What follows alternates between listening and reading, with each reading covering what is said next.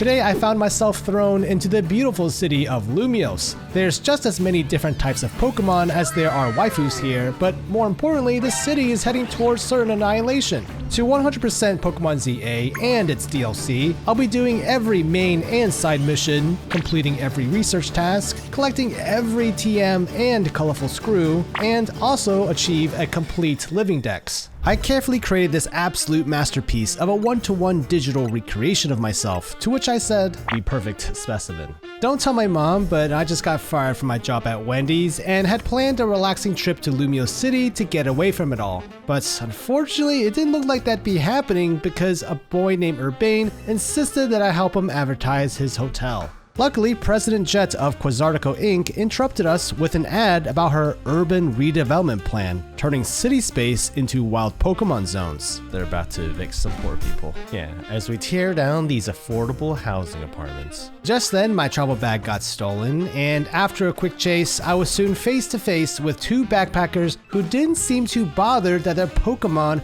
was a criminal. Urbane allowed me to choose one of his three Pokemon: the iconic water croc Totodile, the fiery tanky pig Tepig, and Chikorita. To me, the choice was obvious.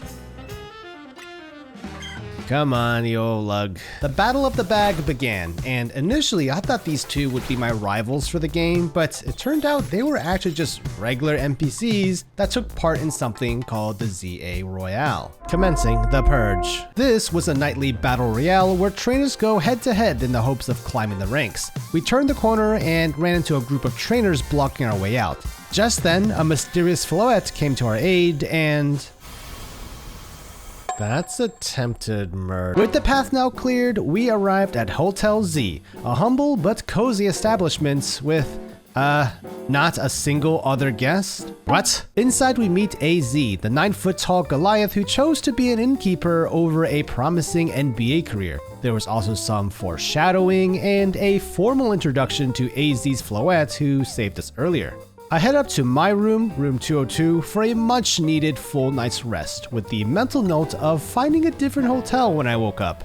But that would have to wait because the next morning, Urbane forced me to join Team MZ. This is definitely coercion. A cult, even. Perhaps. And then after installing a sus-looking app, signed me up for the ZA Royale. I also met aspiring dancer Lita, another member of Team MZ, and then learned some gymnastics. Combat roll. Combat roll. By the way, half those things I didn't even want to do in the first place, but Urbane had the social awareness of a train, and before I knew it, he pushed me into a Pokemon battle against him where I was able to exact some revenge. Yep. Beat his ass. Urbane had something to show me, and we took a detour up this ladder to these roofs, which, by the way, felt equally unsafe as it did illegal, but he didn't seem to care. Finally, we arrived. The Wild Zone, an area created by Quasartico for wild Pokemon to reside in due to the influx of them venturing into the city. Which was just as well because I was on a mission to complete a living dex anyways. I caught a couple of Fletchling, Bunnelby, Scatterbug, Weedles, and these two Mareep to start. On the other side of Wild Zone 1, I came across the Pokemon Research Lab where... that short-sighted nitwits! Oh. You hearing you're lonesome? Yes? This is Mabel, and, well, we're married. As a former Team Flare member, she had turned a new leaf, but she wasn't too pleased with Quasartico putting up more wild zones than she could keep up with. And so, as if I didn't have enough to do, I was enlisted to help. You'll receive requests from Mabel to help with the research. Okay, so this is part of the 100%ing. We will be doing all of it. Yes, all of it. Once outside, I met Naveen, another member of Team MZ. Then I headed back to Wild Zone 1 and caught this Pidgey, and I even went for this Pichu, but... please work. Oh, wait. No. There we go. Perfect. Please work. Thank you. A few rock smashes later, and I was back at Hotel Z, where my Rotom phone alerted me that my very first ZA promotion match was against a fellow Z ranker, who, in a cruel twist of irony, was named Zach. Now, I didn't have time to mull over it too much because I still needed to first collect a whopping 1,000 ticket points to even get a chance to challenge him. Hey, over here. 2 more battles later, and I had my challenger's ticket. Oh, and Zach?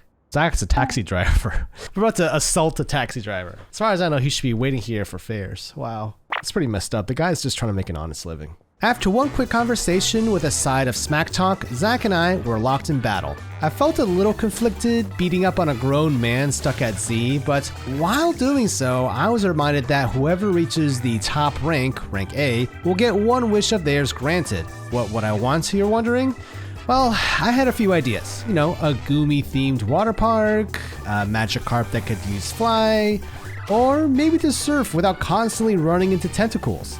In either case, we'll have to wait to find out because at this point, Zach had put up his last Pokemon, Pikachu, who quickly fell to my Bunnelby, and just like that, I was awarded with rank Y. Just then, a figure with a fantastic personality stopped by to congratulate me on my win. This was Emma, the best detective in all of Lumiose. Why do they draw her like that?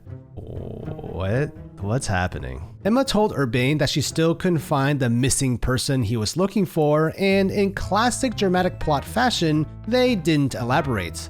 Later that night, back at Hotel Z, I was acquainted with Urbane's 5 Michelin star culinary extravaganza, the controversial croissant curry.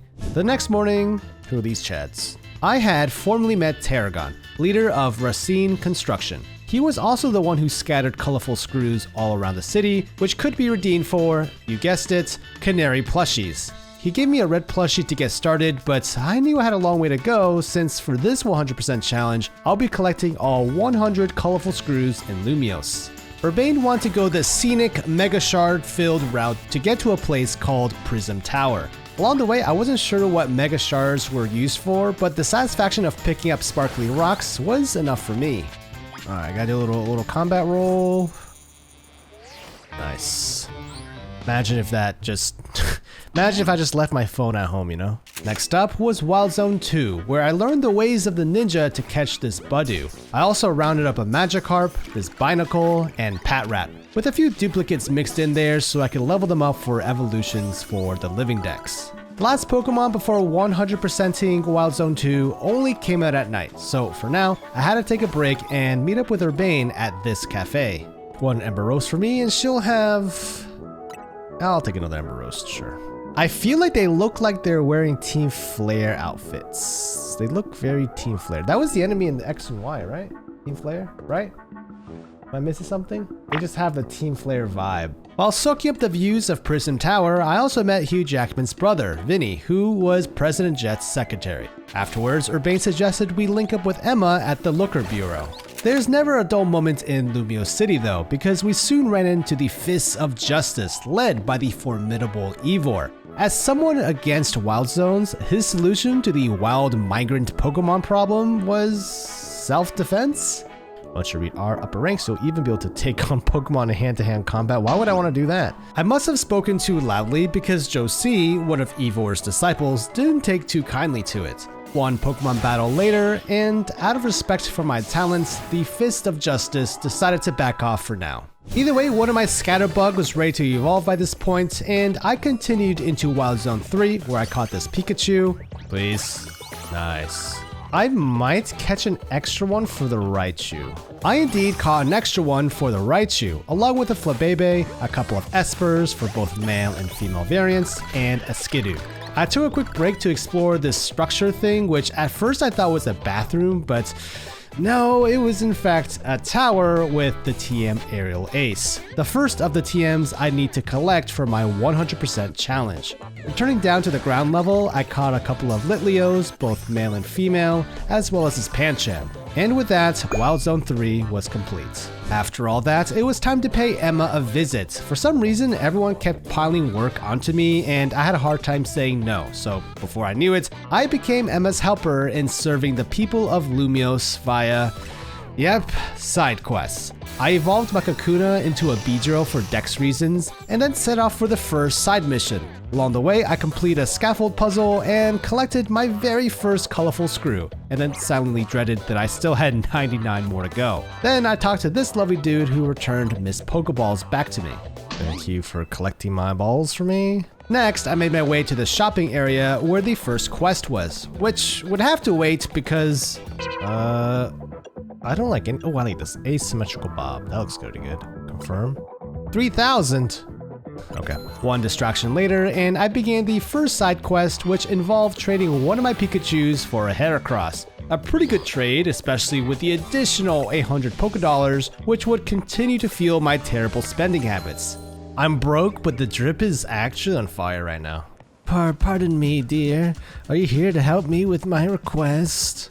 My poor back. You're standing very straight for someone with a bad back. Let me just put that out there. This next side mission involved hunting down a Sableye who had stolen a ring, but Grandma's gonna have to wait because we were in a new wild zone, which meant plenty of new Pokemon to capture. After catching Spinarak, a couple of Ekans, and a few Gastlys, the Sableye revealed itself. A small tussle ensued, and while I had hoped to secure an early Sableye for my Pokezoo, definitely want to. No.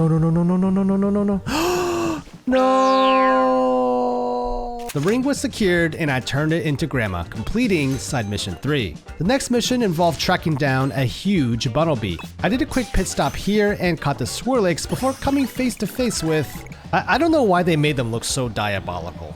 I ended up catching the Alpha Bunnelby, then realized there were actually a couple of colorful screws in this area, though it would seem I wasn't quite the athlete I thought I was because these were, for now, unreachable. Well, not everything was unreachable. You see, with the magical wonders of technology, I was able to make it to the roof, which unfolded a completely new dimension to Lumiose. There were tons of Mega Shards here, along with Pokemon I hadn't seen before, like this Cleffa, these Bellsprouts, and even a pretty beefy Pidgeotto. I picked up another colorful screw here before heading back to the Looker Bureau. I love how Urbane just doesn't notice, like, I look completely different. As a test of strength, Emma challenged me to a Pokemon duel. Then she showed me her Mega Ampharos, which was neat, I guess. But honestly, at this point, I just wanted to head back to my hotel room to get some sleep. But nope, I'll rest when I'm dead because I had my next promotion match, this time against Yvonne, for a chance of hitting rank Y. On the way back, I battled this construction worker to unlock a Holovator for side mission 4, and then evolved my Pokemon to get Bayleaf, Fletchinder, and Vivillon. Oh, level 49? No. By the way, I had a vague sense of which Pokemon I wanted to keep as my main team. Despite my low expectations, Bayleaf was actually turning out to be proving me wrong. Fletchinder had a great flying fire typing for this point in the game and was especially handy in clearing out Mega Shards. Mareep, or I guess now Flaffy, was also fantastic and was my personal favorite electric type Pokemon. Since I wasn't going to get any sleep anyways, I made a pit stop to Wild Zone 4 to capture 3 Honedges, and then Wild Zone 2 for a couple of Staryus, 2 nighttime exclusive Pokemon that I couldn't collect earlier. By now my research level was now 12, and I even picked up this colorful screw from a nearby scaffolding puzzle. Easy. I got the TM for Future Sight from this lady, and later got Dig from this construction worker. However, I still had a few side quests left to complete. There was side mission 9, which involved clearing 3 different obstacle courses within a time limit, and the reward? A Froakie, the Ninja Frog water type starter Pokemon. If Pokemon do my work for me, then do they get my salary? Yeah, they should be paid a fair What are you talking about, lady? Next, I did a jump at a probably not ideal height to grab this colorful screw before heading over to beat up a Chespin 3 times. How many times we gotta teach you this, old man? Who, after the 3rd battle, agreed to join me. I saw that Wild Zone 5 was now available, so I did a detour there, picking a fight with this Alpha Bellsprout. Uh-oh. Yep, okay, Fletchinder fainted. We gotta back up. Wait! I heard something. I heard something. I heard shiny sound. Are you the shiny? No. Okay, figuring this out actually took me a bit longer than it should have, but after a lot of searching, I realized there was more to Wild Zone 5 than this specific area. My search took me on this super roundabout way where I captured a Venipede, went through this back area, and eventually found myself on the rooftops where I assumed the shiny was. However, the truth was, the shiny wasn't on the roof at all. It was just my luck too, because this meant I had to now go through these sewers and dip past this Alpha Whirlipede, but it was all worth it because... Wait, is that the shiny? Yes, yes. Yes. Uh-oh. No, no. Get in there. Stay. There we go. Come on. Come on. Come on. Yes! Our first shiny! Mom, get the camera. Okay, I originally wanted to use Mareep as my electric type for this run, but come on, a shiny Electrike? Instant exception.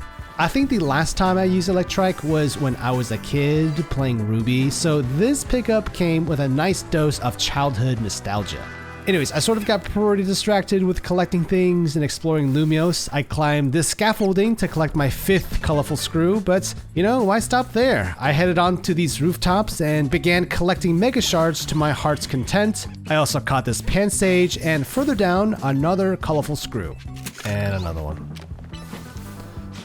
It just doesn't end. Everywhere you jump, there's just more things to pick up, more things to do. By the next morning, I was still collecting bits and bobs, but luckily for me, there was this side mission nearby where I had to try to figure out how to heal this Fennekin. This mission involved going back to that area with the Alpha Whirlipede to collect medicinal twigs, but it was all worth it because upon completion, I was able to add Fennekin to my collection. Side Mission 5 had me showing off an Ekans to this little girl, and Side Mission 6 had me battle a trainer who clearly had a fetish for long-ranged moves, which I didn't feel like unpacking with him, because it was finally time to get that challenger ticket for my promotion match. Now, this was my first battle zone unsupervised, so I spent a lot of time practicing my ambush attacks, as well as collecting bonus cards which gave extra points and medals for completing them. Also, caffeine was a big thing here in Lumiose. Care for a cup of coffee? Absolutely.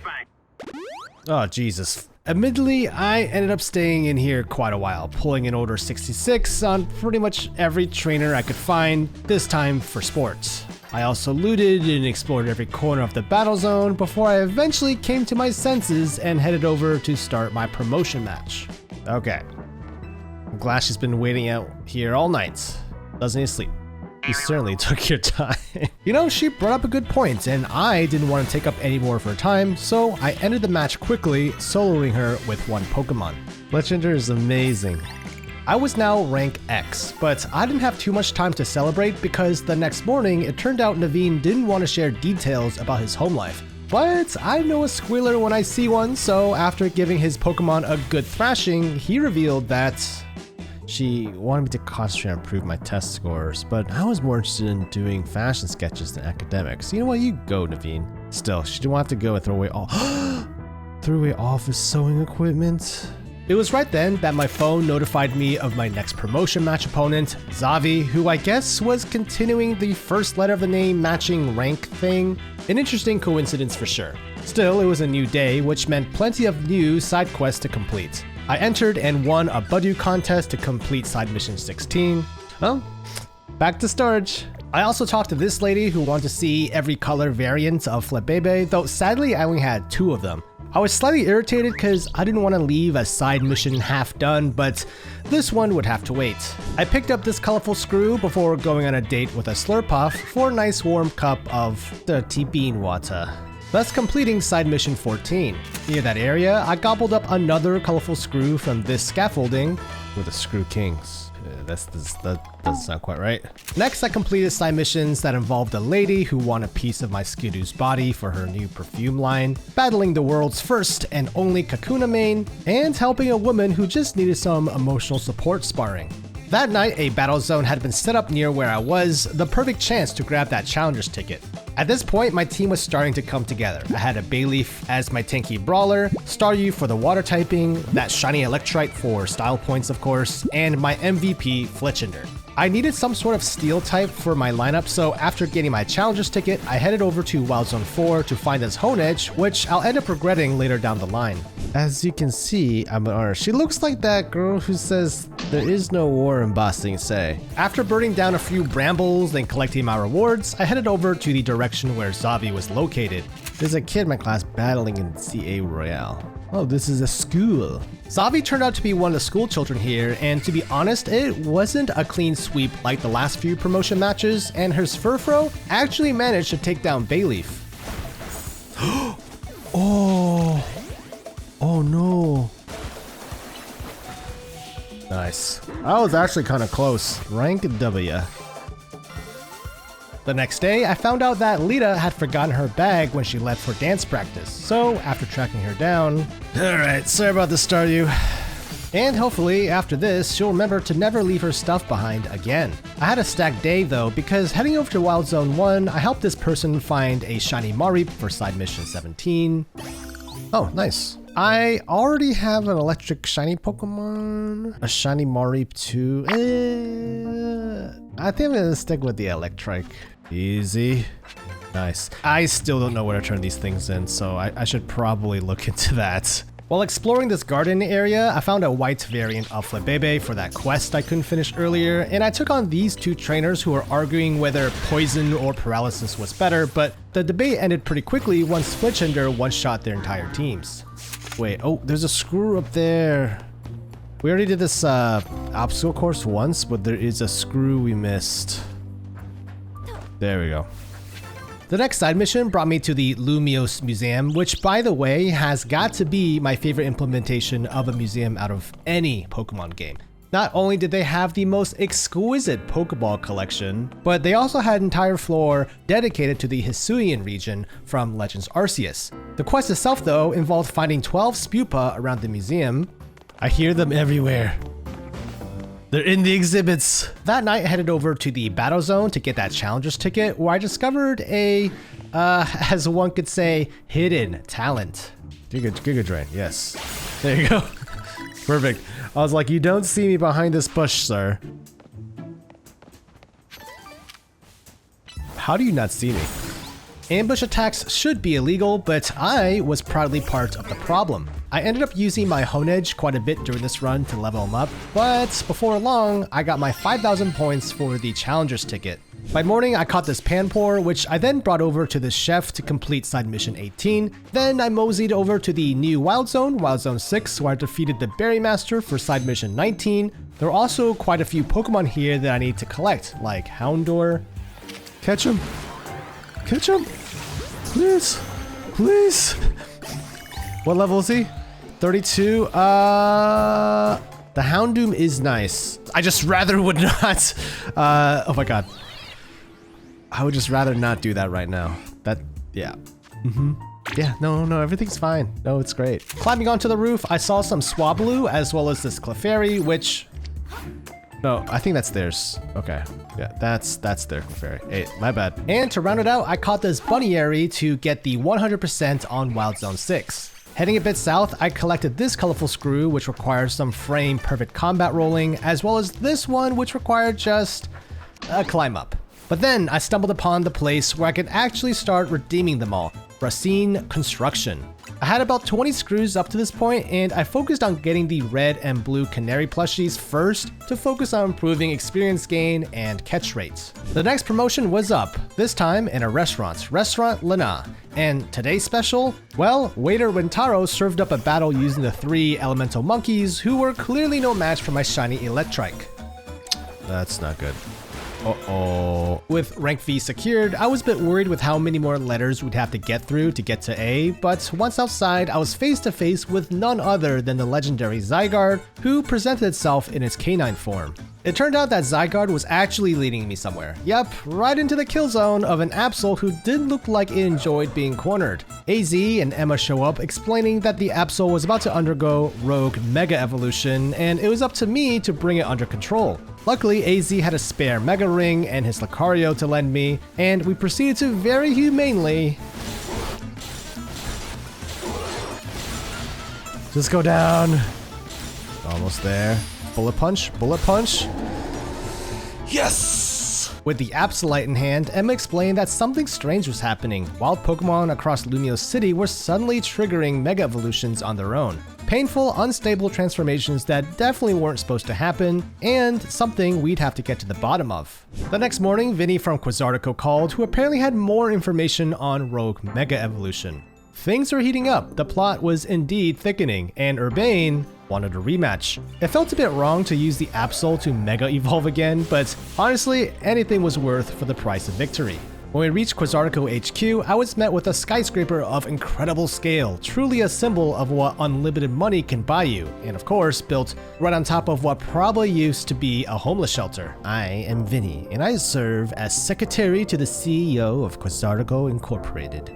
And now I must indulge in a little story time. Oh boy. Vinny explained that Quasartico had been tracking the Rogue Mega Evolution outbreaks for quite some time, and that the ZA Royale was partly to find the strongest Mega Evolution user who could help them keep things under control. The special proposition? An ethically great promotion match where we'd have the opportunity to do a small, 17 rank jump from V to F. Now, I still need a challenger's ticket, but in the meantime, since it was still day, I figured I'd clear out some side missions. I defeated this chef and his fiery team to complete side mission 26, led some Trubbish to the Promised Lands for 25, traded off one of my Abras for a Riolu for 24, and took down this Diggersby blocking a Holovator to complete side mission 23. Now this rooftop didn't have anything too crazy, but the real prize was actually dropping down to catch this Eevee in this courtyard area.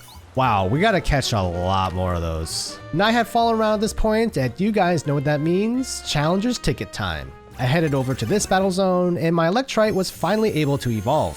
Honestly, much needed, because I don't think he was pulling his weight very much. I ended up staying in the battle zone past the challenger's ticket requirements just to get some much needed levels in on my team. By the time morning broke, I had secured an impressive 18 matches and a nice chunk of change.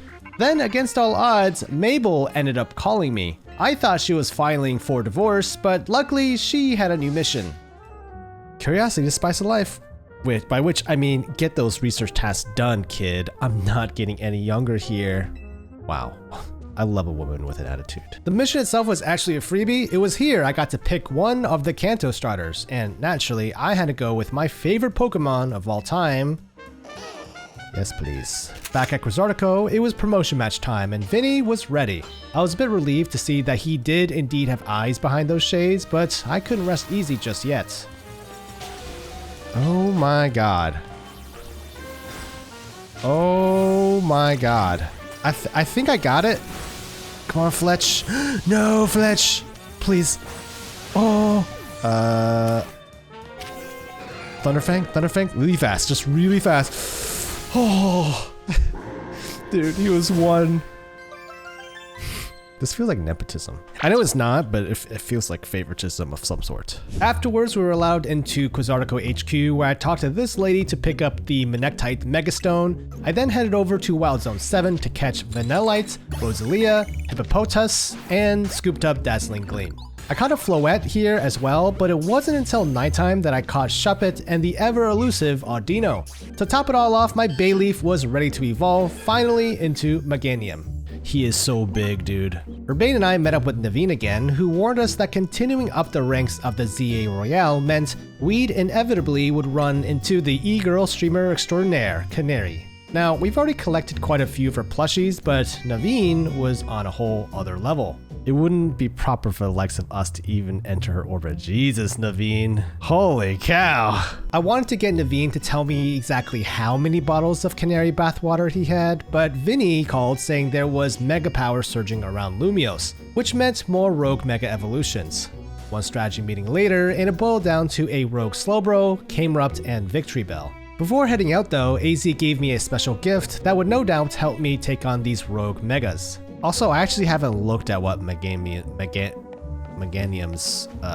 that's gonna be a problem. I haven't looked at what Meganium's Mega Evolution looks like, so perhaps a field test then.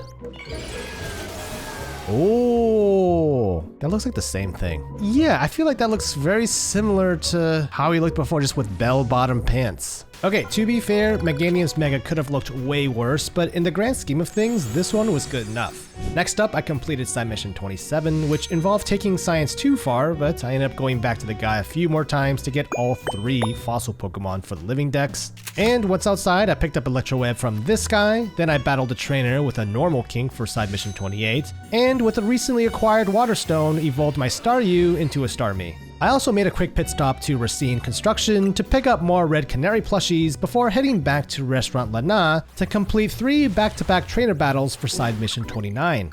Afterwards, I headed over to meet up with Urbane, who was handling the Rogue Mega Evolving Slowbro. Unlike the showdown against Absol, I could use my team this time, and it'd be a 2v1 with Urbane doing his best to back me up. I love how Urbane just consistently uses Pokemon that are not great.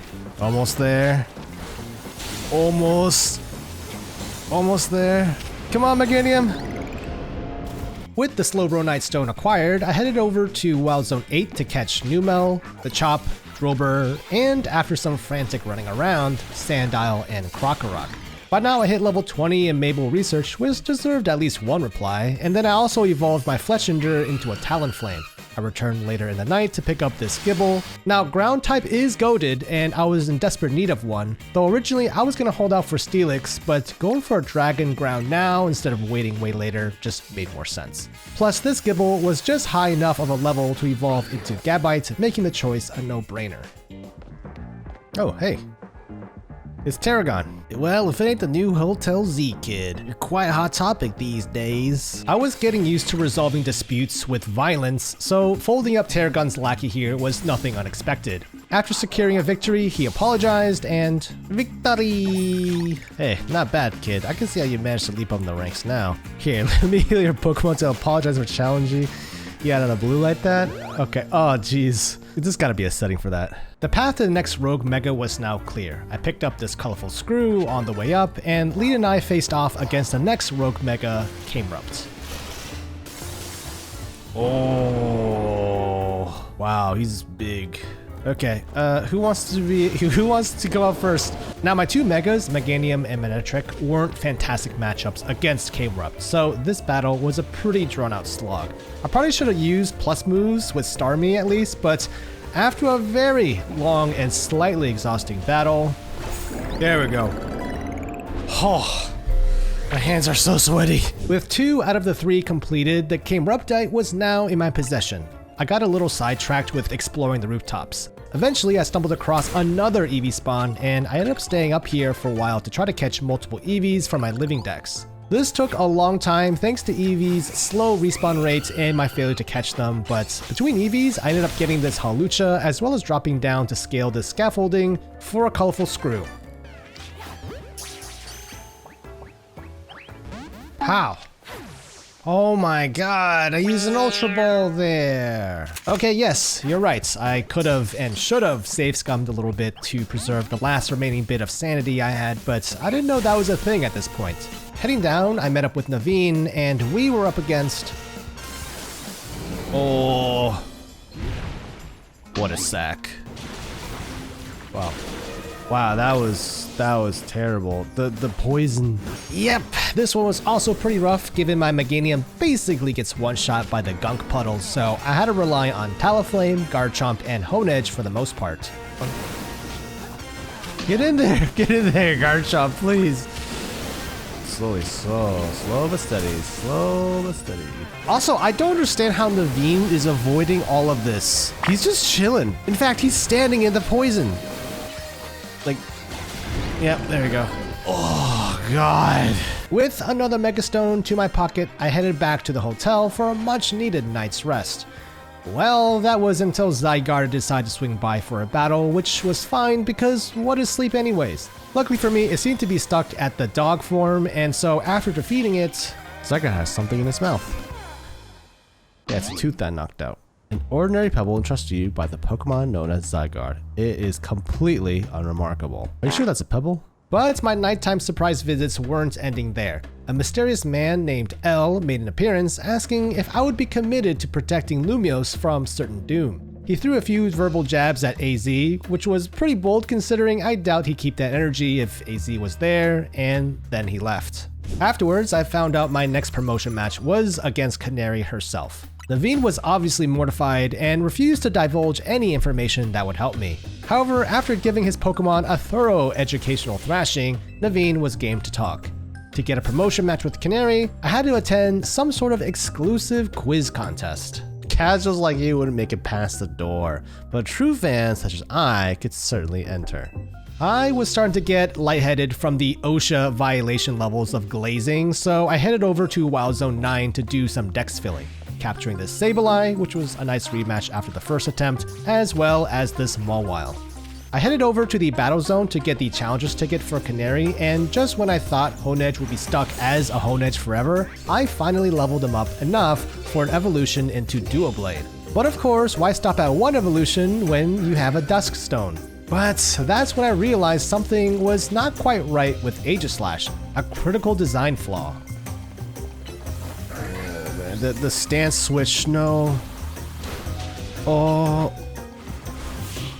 So he comes out in defense form, shield form. It takes a while to switch to attack form. And then it has another animation for the attack. I don't know. Does not seem great. Having to tank an extra hit or two with Aegislash didn't seem like a fun time, but I figured I'd come up with a solution later, which would probably include just me sucking it up.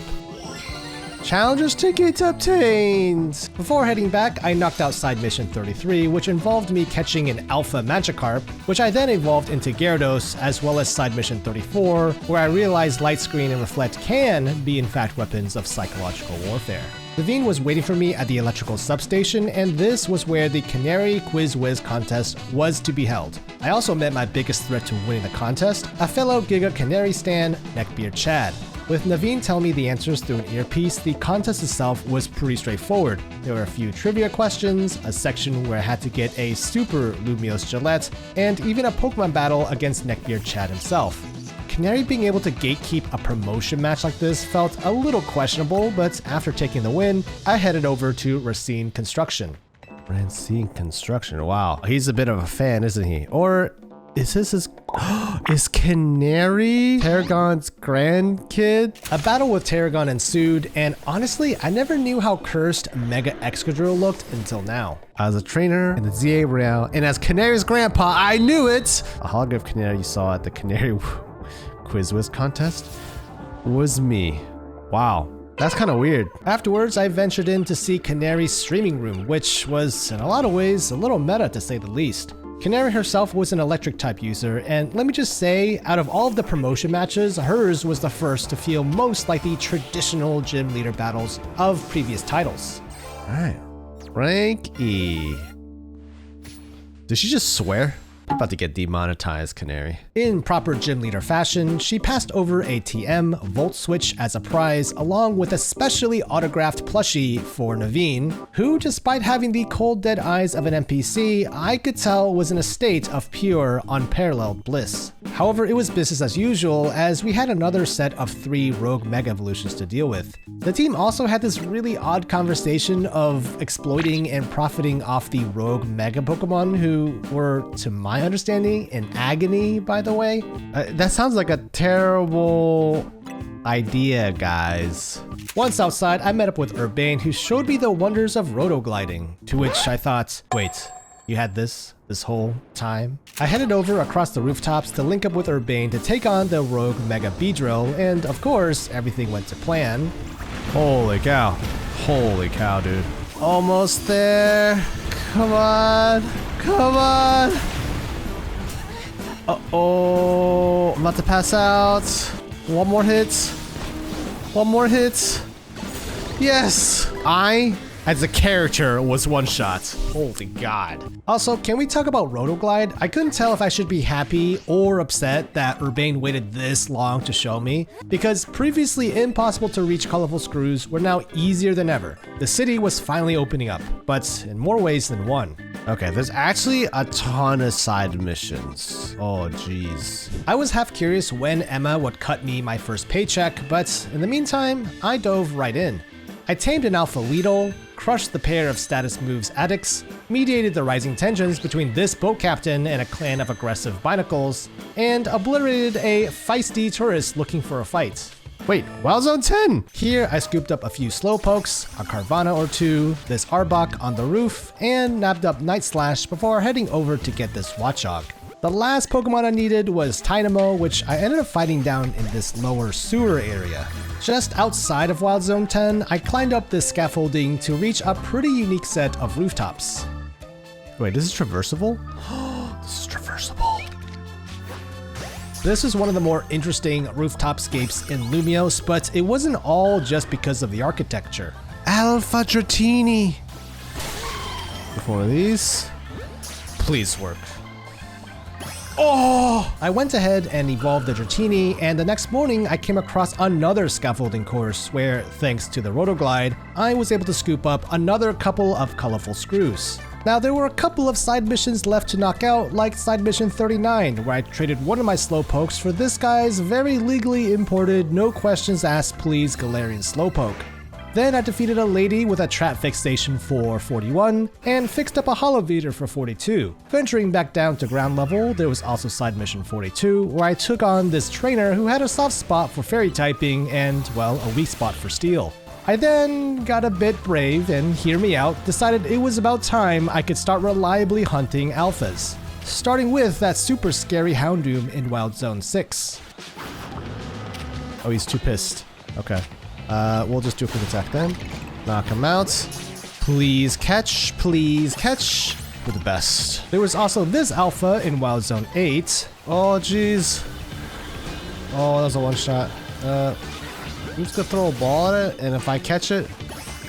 Oh, I actually got it! Now, catching this Alpha Camerupt was great timing, because side mission 30 involved this lady wanting a beatdown via Mega Camerupt. The reward here was pretty cool, as I unlocked some new color contacts to put in that really symbolized how I felt about Urbane.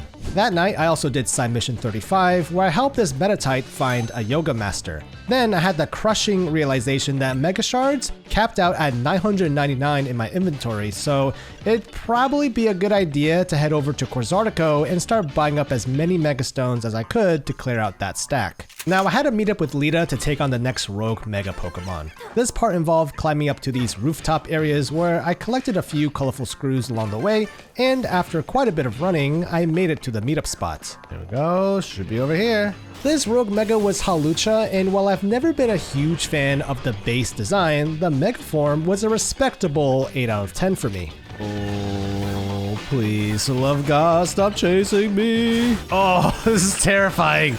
Leave me alone. Ribbit, go, come on, come on. Not bad. Now it was time to head over to Naveen for the last rogue Mega. Or at least that's what I would say, but the fate of Lumiose could wait. My screw addiction, on the other hand, definitely could not. Oh, we made it! We made it! I was unsure. This ability is busted. Luckily, Naveen didn't seem to notice me flying overhead on my colorful screw venture, and the battle against the Mega Banette ensued. I don't know which one's real. Oh wait, the one with the glowy stuff is real. Oh, I'm an idiot. Big blade. Almost there. This is terrible. Oh my god. Alright, last hit, come on, come on. Come on, Meganium. Yes! Wow! We brought the Mega Banette to its senses, and L swings by with a short pep talk. This guy seems really sus. I probably should have headed back to Hotel Z to call it a day, but I was starting to realize why coffee was so popular here in Lumiose. There were still quite a few wild zones I hadn't explored yet, so my day was far from over. At Wild Zone 9, I caught this Carbink and took on this Alpha Meowstic before jumping over to Wild Zone 11, where I caught a Stunfisk, Clauncher, and after a chaotic tussle, Furfrou, and an Alpha Clawitzer. Absolute pandemonium. I rounded the spree off at Wild Zone 11 with this NK, which brought my Mabel level up to 26, a bit over halfway to maxing it out. The wintry wonderland of Wild Zone 12 was next, and it was here that I caught a Go-Goat, Snorunt, and this Bergamite. Yeah, curious if I can. Hold on. Maybe, right? Flame Wheel? Level 54 is a little bit dicey, I will admit. I'm barely doing any damage to him. Yep, that's a one-shot. Okay. I've been lucky before. What if it just catches it for me? Nope, okay. Avalugg would have to wait, so in the meantime, I went ahead and scooped up a Machoke, this Alpha Abomasnow, Snover, and the ever-slippery Delibird. Since I had been up for about 60 hours straight, it was time to head back to Hotel Z for some peace and quiet. You're really pulling your own weight out there, Candy. I'm pulling more than my weight. I'm pulling everyone's weight. Before I could put Urbane in a chokehold, my next promotion match opponent was decided. This time against... Oh, I'll take Ivor. Ivor's the Cobra Kai guy. Unfortunately, I couldn't get my Challenger's ticket just yet since it was daytime again, so I figured what's another 36 hours of no sleep, and headed out to bang out more side missions. First on the list was revisiting this lady who needed more Pokemon body parts for her new perfume line, completing side mission 44, then doing a cool little Gen 1 throwback for side mission 45. Of course, I was never one able to resist a new Holobator, so I did some rooftop exploration where I caught this blue Fabebe. Oh, we actually needed that for a quest.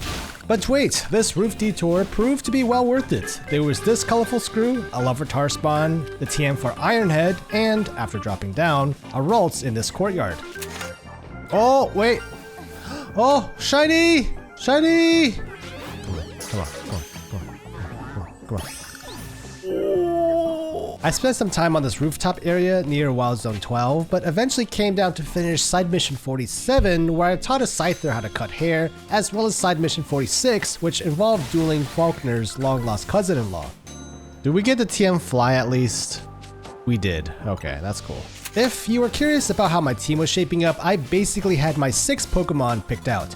I had my shiny Manectric, Starmie, Talonflame, Garchomp, and Meganium as my staples, but by this point I was starting to have some serious doubts about my boy Aegislash.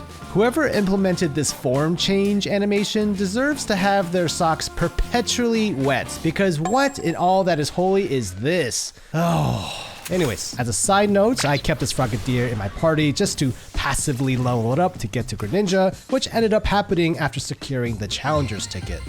Rise, Greninja, rise, my child. Now was as good as time as any to take on Ivor for the promotion match, or so I thought, until I learned that his sister Gwyn had disappeared. As always, I was roped into helping out, and if there's one person who could have any leads, it'd be Detective Emma. Of course, since this was a high-profile missing persons case, that called for an equally dapper outfit change. I don't know, this just speaks to me. As I am one to do multitasking, along the way to the Looker Bureau, I defeated a life-stealing model for side mission 49 and rescued this man from a sticky end for 48. Once at Emma's, I saw that Ivor had already made it there, and the three of us launched into a full-blown investigation around the city, which took us from the city hall all the way to the totally normal cafe, to eventually tracking down Canary, who didn't want to give up any information unless I agreed to a rematch. Why? It's everything about violence with you people. That's obstruction of justice, Canary. You'd be prosecuted to the fullest extent of the law. Following a vague clue from Canary, we found ourselves in front of this fountain, which, upon freezing, revealed a gateway leading into Lumios's sewer system. Wow, this is where she's hiding? The sewers turned out to be worth exploring, and I caught a whole host of Pokemon living down here, previously unseen on the city's bustling surface. After a lot of exploration, we realized that this wall was nothing but an illusion, and we eventually find Gwyn at the end of this very long tunnel, who apparently wasn't captured or trapped down here at all. In fact, she didn't seem too pleased to see us, and after a Pokemon battle, she admitted that she had grown tired of cleaning up Ivor's messes around the city and its people, and was actually trying to take a break in this hiding spot. Of course, this went over Ivor's head, so back at the dojo, it was up to me to smash some sense into him. Please let it be good. Please let it be good. Please let it be good. Oh, how's it look? Okay, that's actually pretty awesome. Aegislash proved it could pull its weight when it mattered, so one aerial ace later, and rank D was finally mine. During dinner at the hotel, Urbane got a mysterious call from someone, but seemed particularly dodgy about telling us who it was. Why is Urbane always hiding stuff? He is so suspect. I didn't have to wait too long to find out what was really going on, because the next morning, I'm calling as a representative of the Rust Syndicate, and I wanted to discuss a bit of money your friend Urbane borrowed from us. I could have just dropped in at that fine hotel you work at, but I figured you'd want to avoid a scene, especially since Urbane has been working so hard to bring in new customers. So I ask you kindly stop by office. You'll find it at the Blue District. We'll be waiting for you. Dude, Urbane, getting mixed up in the cartel. Okay guys, I need to pause the video here. We need to talk about Urbane. I don't use this word often, but I hate him. Urbane was painfully pleasant to the point of being naive, super pushy, and had the world's worst case of insufferable terminal stupidity. And yet he also selfishly kept secrets from his friends, as if he thought we were too oblivious to not notice. I didn't expect to get so heated over a Pokemon character, but truthfully, I wasn't rushing to save Urbane from the Rust Syndicate because they were doing me a favor. Anyways, in a city like Lumiose, there's pretty much an endless pile of things to do, so stalling for time while the Rust Syndicate had their way with Urbane was actually pretty easy. I did my first and only battle with Mega Sableye for side mission 31, defrosted a perfectly content Numel for 52, helped a Canary fan make a electrifying decision for 53, started a sewer sauna for 57, and filmed Sharknado 8 for 55, which afterwards I did some dex filling via evolution. Of course, the grind didn't end there because I headed over to fix this Holovator for side mission 56, which meant, yep, some roof time. This particular area had a... oh, orange! A variant I needed for a side quest. Of course, there were other goodies here on this rooftop as well, but it wasn't long until I headed back down. Once at ground level for side mission 54, I battled this guy with the perfect focus, and for 59, I had a rematch with that ex-rogue Hawlucha from earlier, and then got in trouble with law enforcement as well as defeated this trainer for side missions 50 and 58. Later that night, I spent some time in the battle zone to level up my Gabite just a bit more in order to do a much needed evolution for sure. Much needed. I also leveled this Metatite to be able to evolve it into Metacham. I made a quick trip back to this lady again to very peacefully show her what a Mega Metacham looked like, thus finishing side mission 32. Also, remember that lady who wanted to see every color variant of Flabebe? Well, by now I had collected them all, thus finally completing side mission 12. And to top things off on this spree, I did a 5 back-to-back no healing course at Restaurant La Yeah.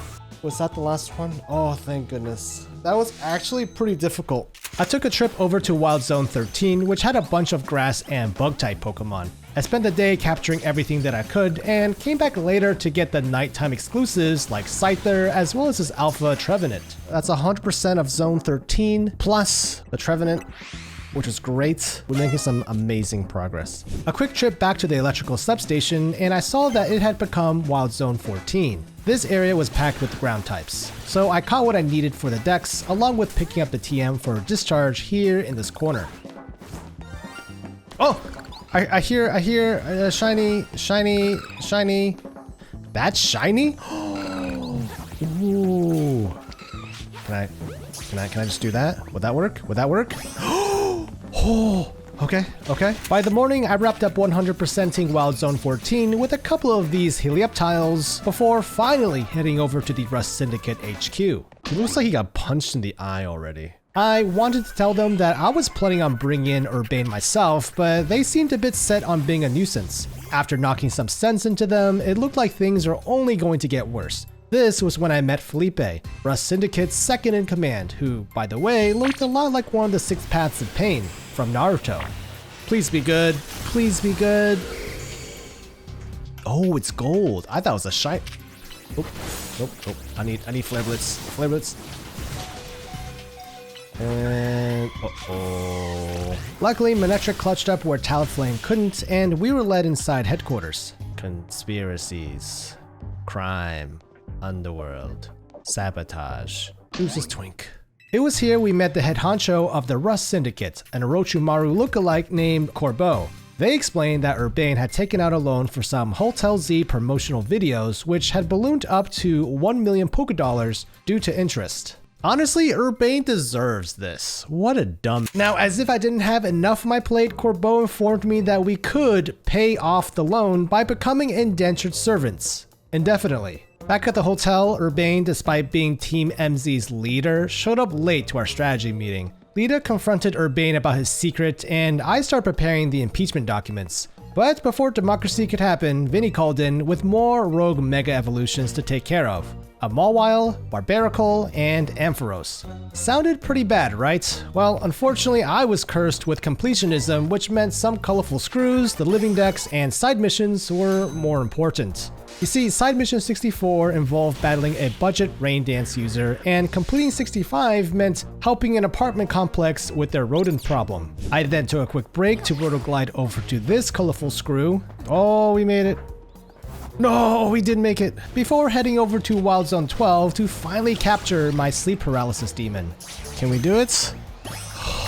Oh, Alpha! Alpha! I brought this Alpha Go-Go to this delivery man to bang out side mission 63. I concluded this spree with a battle against 5 Floettes, and lastly, asserted my dominance over a Rust Syndicate grunt. Violence is the only language you guys understand. Thankfully, after all that, Lumiose was still in one piece, so I decided to head over to Lita to help her out with the first rogue mega, Barbaracle, who honestly looked a lot like it could be a character from Samurai Jack. Okay. Come on, come on, come on!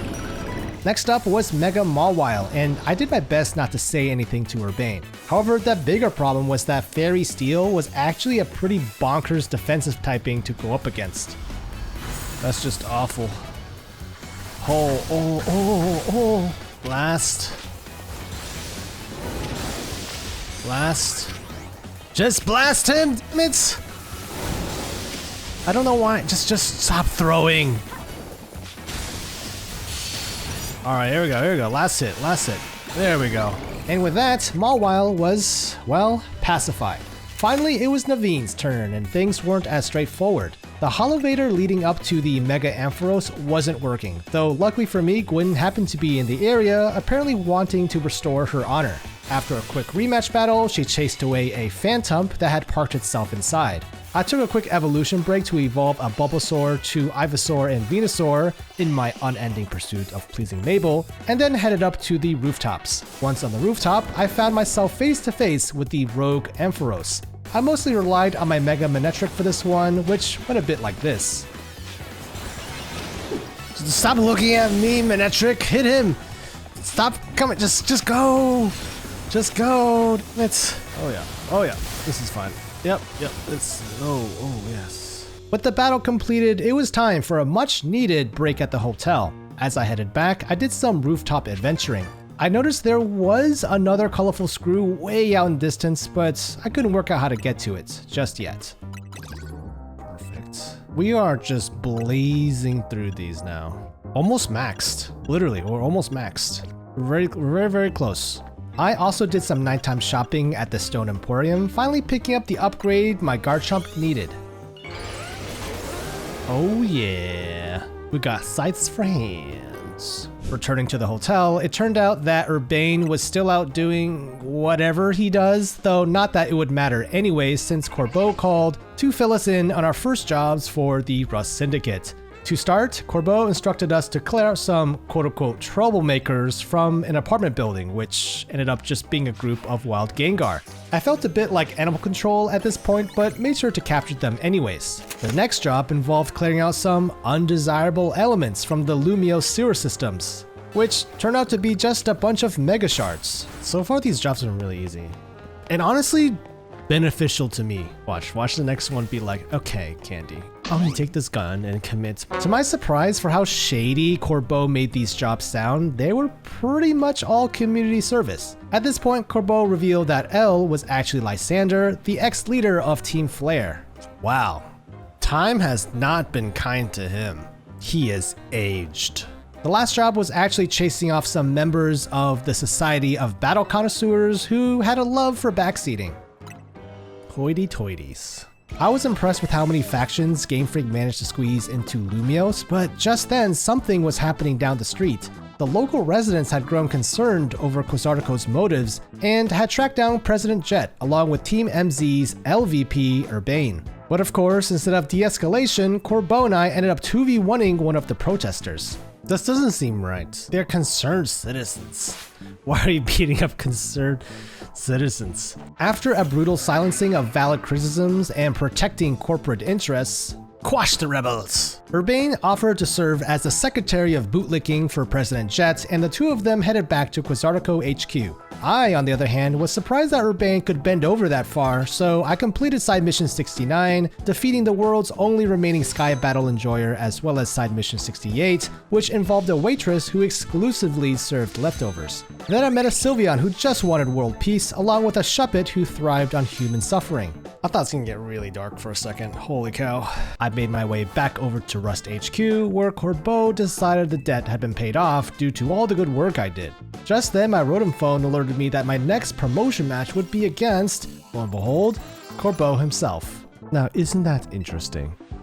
That is corruption. He rigged that. Sadly, I was one challenger's ticket short, so my rumble with Corbeau would have to wait. It was still day out anyways, so I knocked out some side missions. I evicted an Alpha Watchog blocking a Holovator for 71, survived trial by combat at a sushi restaurant for 73, flexed on a couple of Rust Grunts in 70, and finally for side mission 72, I obtained this Galarian Stunfisk. That night, I terrorized the battle zone for a bit and eventually picked up the challenger's ticket I needed before heading back to Rust HQ, where Corbeau was waiting for me. After an incredible display of athleticism, the promotion match began. Unlike his lieutenant Felipe, Corbeau mostly stuck to the traditional Pokemon bad guy type, Poison. I used my trusty Talonflame to take down his turtleneck Scolipede, and rank C was finally mine. With Corbeau's respect earned, he gifted me the TM for Gunk Shot, and later that night made a surprise appearance at Hotel Z, where he checked in as a guest. And to my surprise and disappointment, even let Urbane off easy and called it square with the loan. AZ then decided to gift Lita and Naveen Mega Rings and Mega Stones, and naturally, I was challenged to a couple of Pokemon battles. The Mega Stone was probably wasted on Lita because it turned out she still hadn't found a Water Stone for her Staryu, which at this point I concluded had to be intentional. This is starting to feel a little bit cruel at this point. The battle went about as terribly for Lita as you'd imagine, so a team coffee break was in order. Well, that was until... Why is she dressed like that? I didn't think there would be another waifu this late in the game. This was Laban, a representative from the SBC, the Society of Battle Connoisseurs, and she invited us to an exclusive tournament event held at the Hotel Richissime. I do hope that you'll join us. Who knows what? Why is everybody threatening me? Before heading over, I realized I should probably clear out the growing list of side missions and unexplored wild zones. I wanted to get the Mega Stone for Starmie, but after checking both Quasartico and the Stone Emporium, it didn't look like it was in stock. Still, my goal was to 100% ZA, so I started buying up and collecting as many Mega Stones as I could. For Side Mission 76, I may or may not have spread misinformation to some kids, after which I headed over to track down the uncatchable Mawile. I was actively looking for a Steel-type replacement for my Aegislash, and while Mawile may not have the best stats in its base form, I ended up adding it to my team since it had a pretty solid typing combination of Fairy and Steel. This was pretty good timing because I took Mega Mawile out for a field test against this trainer who used Galarian Slowbro, thus completing Side Mission 75. I'm actually kind of digging the Mega Mawile. So I think Aegislash might have to retire. I spent my late afternoon helping out this Delibird who was getting bullied by a Garbodor for Side Mission 74. Then I also revisited Wild Zone 15 and spent the night scooping up the ghost types that I saw here, including the 2 alphas. Please work, please work. Alright, we're out of here. The next stop, Wild Zone 16, and it was here that I rounded up Phalanx, an Alpha Ampharos, as well as a few Froakie, which I then evolved to complete my Greninja line for the living decks. I also caught this Barbaracle and Florges before making my way to... Okay, Wild Zone 17, here we go. It was here I became quite well acquainted with the local murder lions.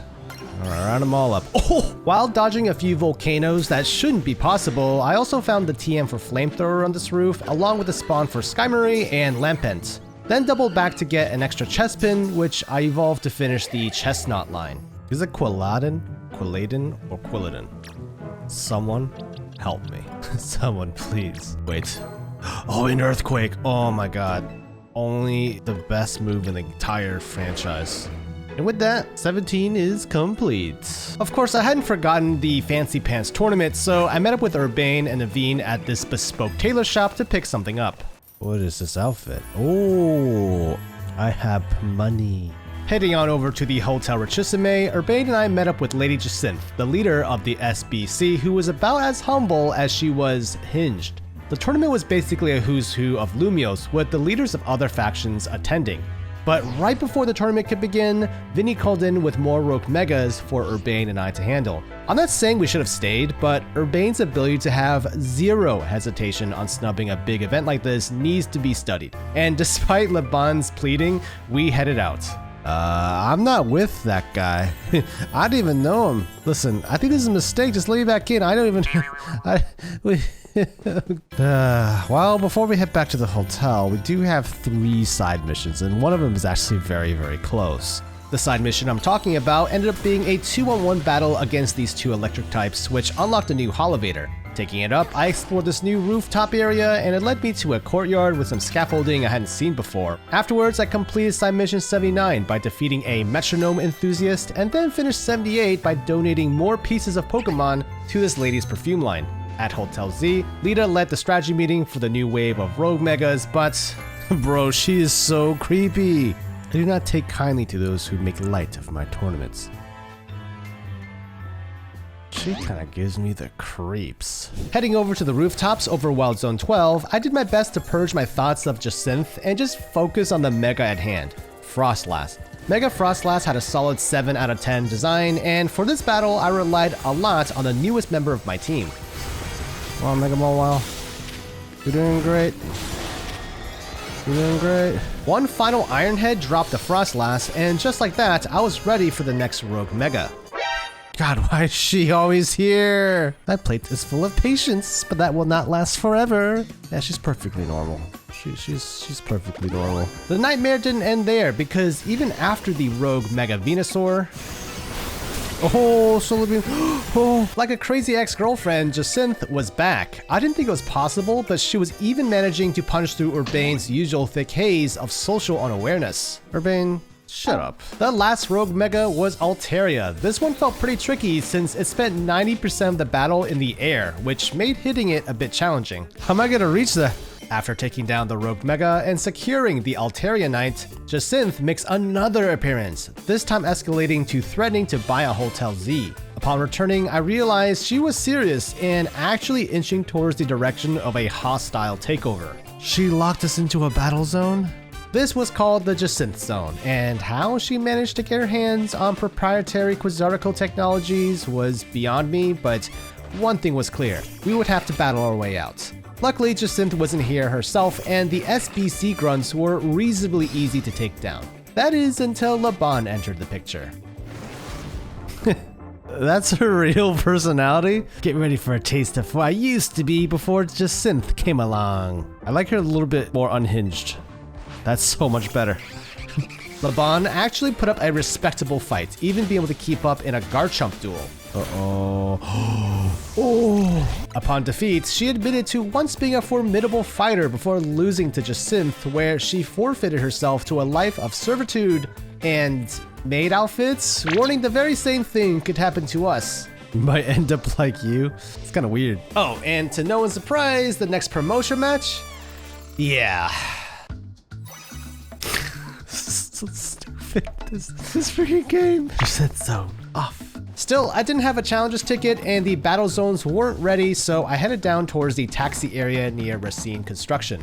There, I saved one of the backpackers from the beginning of the story from an entitled tourist, thus completing side mission 81. Next, I battled a Flinch fan for side mission 84, and then headed over to do probably the creepiest side mission in a Pokemon game.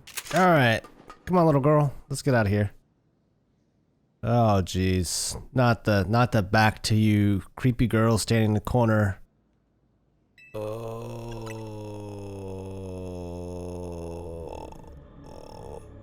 My brother worries too much. What are you guys doing?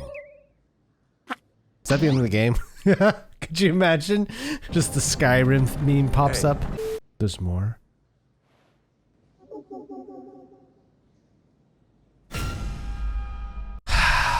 Why they do that? It's not that kind of game, guys. Nintendo, please. Later that day, I survived a cab ride with Lumios's worst driver, then spent my afternoon tracking down this berry thief. You're under arrest, Emolga. 20 years in federal prison. That night, I headed over to teach a Clauncher how to use water gun, as well as a Scyther some new hair cutting moves, before popping by the Rust Syndicate to get Drillbur to fix their rock garden. Then I remembered Jacinthe was probably still waiting, so I spent the rest of the night in the battle zone getting the Challenger's ticket. The next morning, I finished side mission 83, which involved a super annoying one-on-one against a Honedge using Pupitar, which, by the way, for you guys wondering, the secret is weakness policy. Very well. Alright, so with that, we finished all of the side quests and got the Challenger's ticket, so we are actually in great shape. It's been like about a week in game. I don't think her party is still going. The party was indeed still going. In fact, I highly doubted the other contestants were still here on their own free will. That's when the tournament format was revealed to me. I had to pretty much do a rematch against a good number of the other contestants before my promotion match with Jacinthe. So, after beating Canary's Electros, then Evor's Phalanx, and finally Corbo's Scolipede, the final match against Jacinthe was finally here. Or that's what I would say, except, yep, Zygarde and its pet Lysander had come to crash the party. 50%. Yeah, that's not terrible. I think. Oh, he's kind of tanky. Alright, this is gonna take quite a few hits. That's fine. Meganium is equally tanky, I might add. This is definitely death by 1,000 cuts. Okay, I know I kind of dunked on Chikorita in the beginning, but I will say, Meganium was an absolute unit in ZA by just refusing to die in boss battles. Anyways, after the thorough thrashing, Zygarde seemed pleased, I guess, and Lysander noted that he continued collecting more Zygarde cells. Anyways, it was finally Jacinthe's turn. I definitely have a soft spot for Fairy type, though I'll admit I felt 20% more ashamed about it after realizing that I share the same preference as Lumios's most unhinged character. Fable has a Mega form. Oh, please be good. Oh, please be a good Mega. Please be a good Mega. Please be good, please be good. That is actually pretty solid. I took advantage of Mega Clefable's part flying type, and after a nicely placed Thunder from my Mega Manectric, the battle was won. I was bracing myself for Jacinthe's overly pleasant personality to just shatter and reveal something demonic, but she turned out to be not half bad, even seeming happy about the loss and gifted me the TM for Play Rough. Oh, she's not so bad. She's not so bad. Back at the hotel, AZ warned us of an uneasy energy spilling out of Prism Tower, however said the only person who could stop it would be the one who could Mega Evolve his Floette. Shortly after, Urbane got another call from Quasartico. Once we got there, President Jet let us in on the original intentions of Quasartico, how they were tasked with figuring out a way to rebuild Lumiose to be a city for both people and Pokemon. However, upon trying to restore Prism Tower, they discovered it was emitting Mega Power, which in turn was driving rogue Mega Evolutions, though I was pretty convinced Jet was leaving out some inconvenient details that her legal team probably advised against sharing. Regardless, Jet made a comment on Urbane's jacket, which was given to him by his mother. If you don't mind me asking, that jacket of yours, where did you obtain it? This, it used to be my mom's, something to remember her by. I see. Forgive me, I just thought it looked familiar somehow. Are they related? Is Urbane a Nepo baby? Like, but unaware of it? Honestly, there's so many freaking wild zones. There's not a lot of space for people to live. I could smell the incoming lawsuit, but in the meantime, I may as well take advantage of these wild zones. Wild Zone 18 was actually pretty juiced, and I caught an Alpha Lopunny, a Salamence and its Bagon babies, and an Altaria. I took a Rotoglide break to get this TM for Stone Edge, and then headed over to nab up an extra Fennekin or two and came back later in the night to grab up Noivern. Oh wait, we still have a Screw. Hold on. Okay. I thought I got the Screw before already. Once I got to Wild Zone 19, I rounded up a Kangaskhan, Drampa, as well as some Clefairy. But of course, we didn't stop there. Next on the list was tackling one of the most difficult side quests in the entire game. Oh, Jesus Christ. One of these? Ah, yes. Side mission 94. Taking on 10 back-to-back battles, no healing, no breaks, was no easy feat. Maybe I'm just mad because bad, but I did have a pretty big level advantage, and it still took quite a few tries. I actually don't mind a challenge, especially in Pokemon games, but I had to go so far as to map out every trainer, their Pokemon order, and write out a game plan on when to switch in for better matchups. The planning. The planning. This isn't even Pokemon anymore. Fortunately, the remaining side quests were a bit more straightforward, and so I followed this Froslass around for side mission 90, quashed a Beldum Uprising for 92, and then defeated an SBC member with half-evolved dragons for 91. There was a fresh batch of rogue megas to handle as well, and the team discussed their usual divide and conquer strategy, which we all know by this point just meant I'd end up going around doing everything. Yeah, so I've been looking forward to Starmie.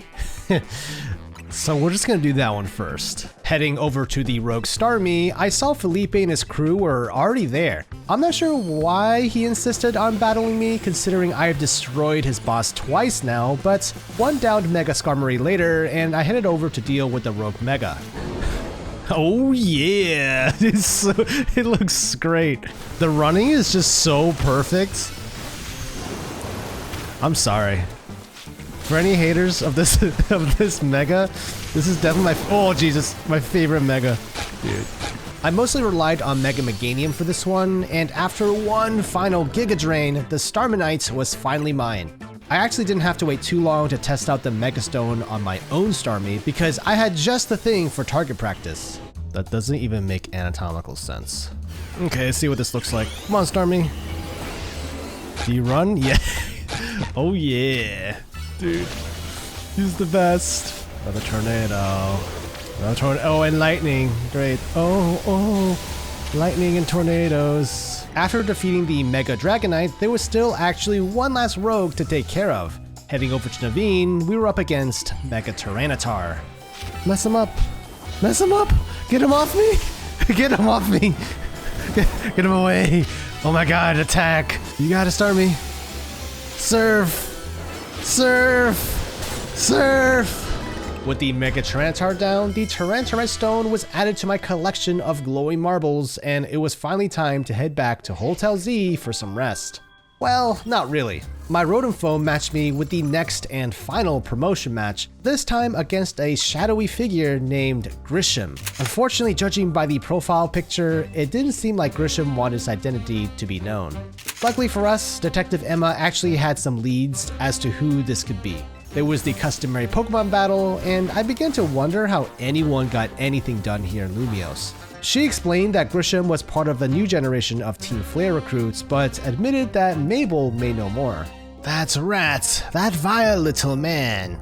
What's going on, honey? Mabel used to be in Team Flare, and she suggested I head over to Nouveau Cafe to find the answers I was looking for. That's right, the unassuming coffee shop in the middle of town, a front for a new criminal gang. You.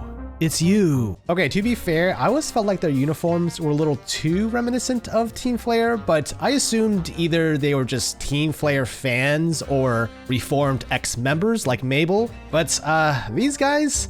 No. Grisham and Grizel were part of a new underground movement to bring Team Flare back to its former glory. I followed them into the infamous but abandoned Lysander Cafe. Grisham suggested I ventured further in to the ruins of the Lysander Labs to learn more about the truth of AZ, the ultimate weapon, and Team Flare's goals. Wow, need some WD-40 on that. Okay. In the lab, I need to find an elevator key to get the answers I was searching for. The lab itself turned out to be a maze with hidden levers I need to pull, teleporters to jump into, and keycards to find. It had been over 10 years since I last played the X and Y games, but there was a strong sense of deja vu creeping in. Why does this look familiar? Oh, this is like giving me flashbacks. This room. I stumbled around a bit more until I came across the final keycard and headed down this passageway where... Oh, Alpha Aegislash. Why did I say that like Oppa Gundam style? Alpha Aegislash. Well, nothing like a good old earthquake can't fix. And pop. In the next room, I found the elevator key laying on this desk, took it back to the front, and got the elevator working again. The other floors were a throwback down memory lane, and I even revisited the AZ-size prison cell. God, I gotta play. X and Y was one of the best gens. Don't at me, bro. Inside the server room, I got a refresher on Team Flayer's plans to find AZ's ultimate life-giving, life-taking weapon, and then was interrupted by Zygarde and Lysander himself. Lysander clued me in on AZ's other device, Prism Tower, that seemed to have awakened after he had fired the ultimate weapon 5 years ago.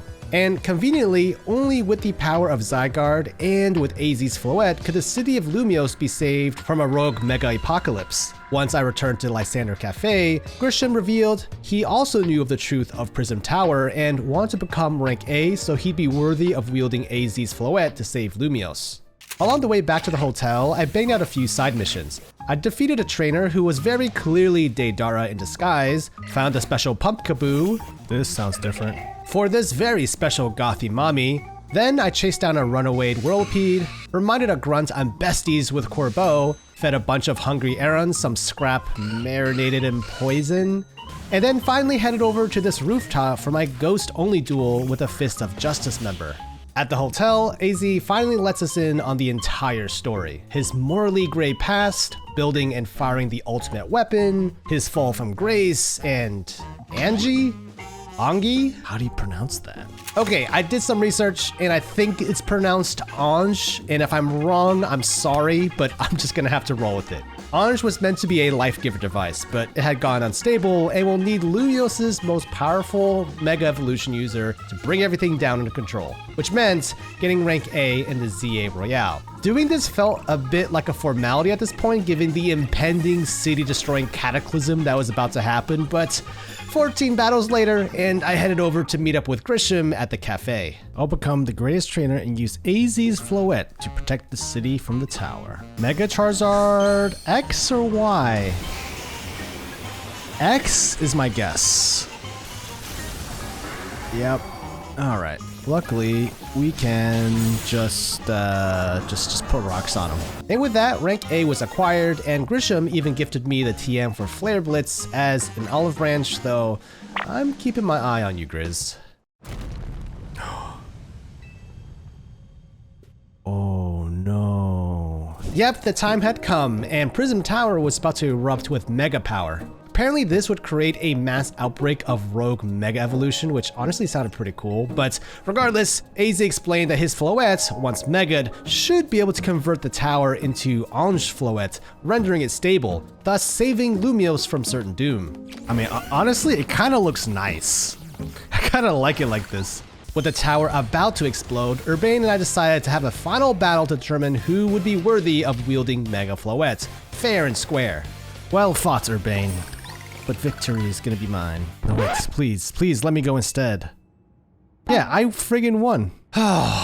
If I looked calm in this footage, it was because I was actually waiting for the part where the story walks it back somehow and lets me use the Mega Floette. In fact, just writing this out is bringing back my acid reflux from how much my body is just rejecting on a cellular level the fact that some writer, oh god, was it multiple writers, thought that this would be a good plot twist.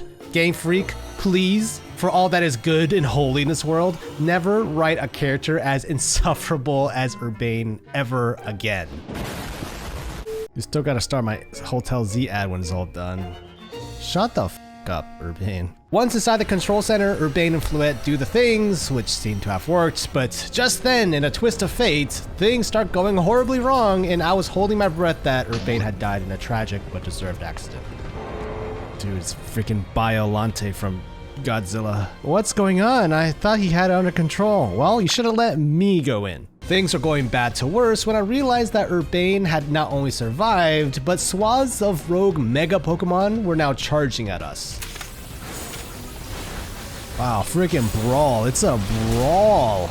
After some of the most visually cluttered Pokemon battles I've ever been a part of, the first wave of rogue Megas were put down. It looked like it was just me, Lita, and Naveen who were left to handle a city's worth of rogue megas, but luckily Canary pulled it on your left from endgame, arriving with reinforcements. Corbeau, Ivor, and naturally Jacinth, who I don't think was actually invited. Each of us is going to try to keep the rogue Pokemon at bay in our area. Come link up with us so we can collab on clearing a path to Zygarde. This map is horrible, by the way. Why don't we just go like straight northeast? I started running towards the meetup points. It was actually eerie how the once bustling streets filled with both Pokemon and people were now just completely empty. Regardless, the first stop was Ivor and Gwyn against a rogue Mega Pidgeot, Garchomp, and Kangaskhan. I thought it was kind of cute how Ivor, living up to his motto, was in the mix himself, trying to low kick this Pidgeot as best he could. Ice Beam, for God's sakes. Okay. Next up was Canary versus a Mega Steelix and a Blastoise. And if you're thinking that the great Tarragon and the entire Racine construction staff could help us out, well, they were too busy building the most elaborate scaffolding obstacle course that absolutely no one wanted. This was so not necessary. This is so not necessary. We could just clear the rubble. Next, I helped Laban fend off a rogue Mega Salamence and Aggron, as well as Corbeau, who needed a hand against a rogue Mega Gallade and Gardevoir. And guys, I take back whatever I said about Corbeau not being athletic, because this is our highest calling. Literally. This is the best. Great, thanks guys. Go get him, Candy. Oh, I fell back down. What are you doing down here? You fell off? No way. You better no way, dude. Thanks to the rust ladder, I made it to the rooftops, where I ran into a formidable trio of a rogue Mega Alakazam, Aerodactyl, and Metagross. Luckily for me, Grisham and Grizel were close by and decided to lend a hand.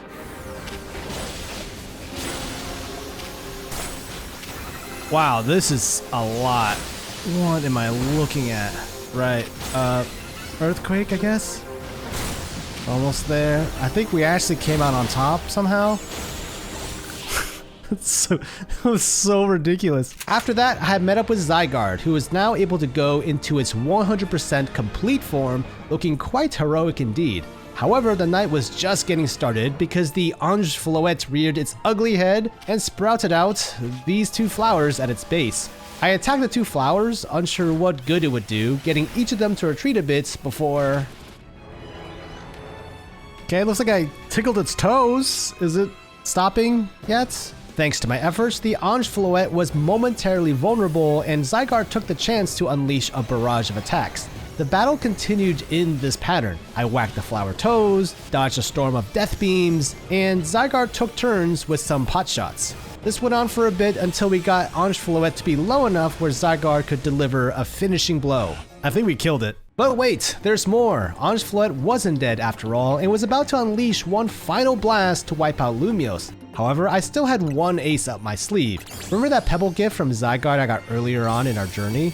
Well, I'm glad it didn't get lost in the dryer because... Oh man. He is carrying a giant log or battering ram. Ready, aim, let fly.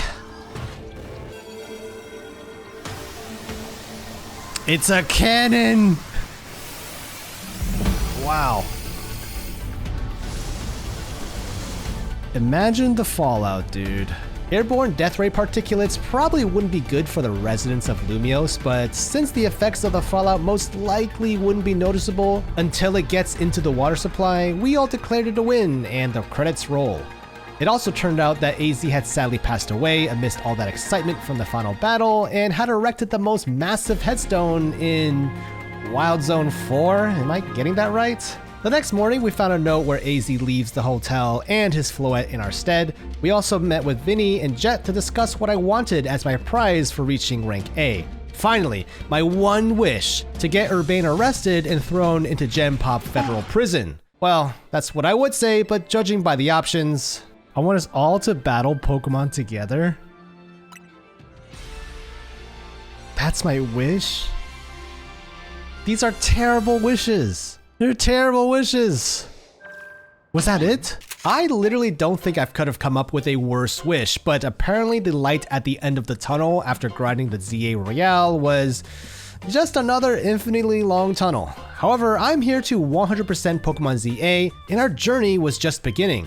I was still level 36 with Mabel, so I headed to the newly set up Wild Zone 20, which was basically the ruins of Prism Tower converted into a park. This was easily the most diverse Wild Zone, and I spent a while here catching every type of Pokemon I could find, including a few of each of the starters like Charmander, Tepig, Squirtle, and Totodile to name a few.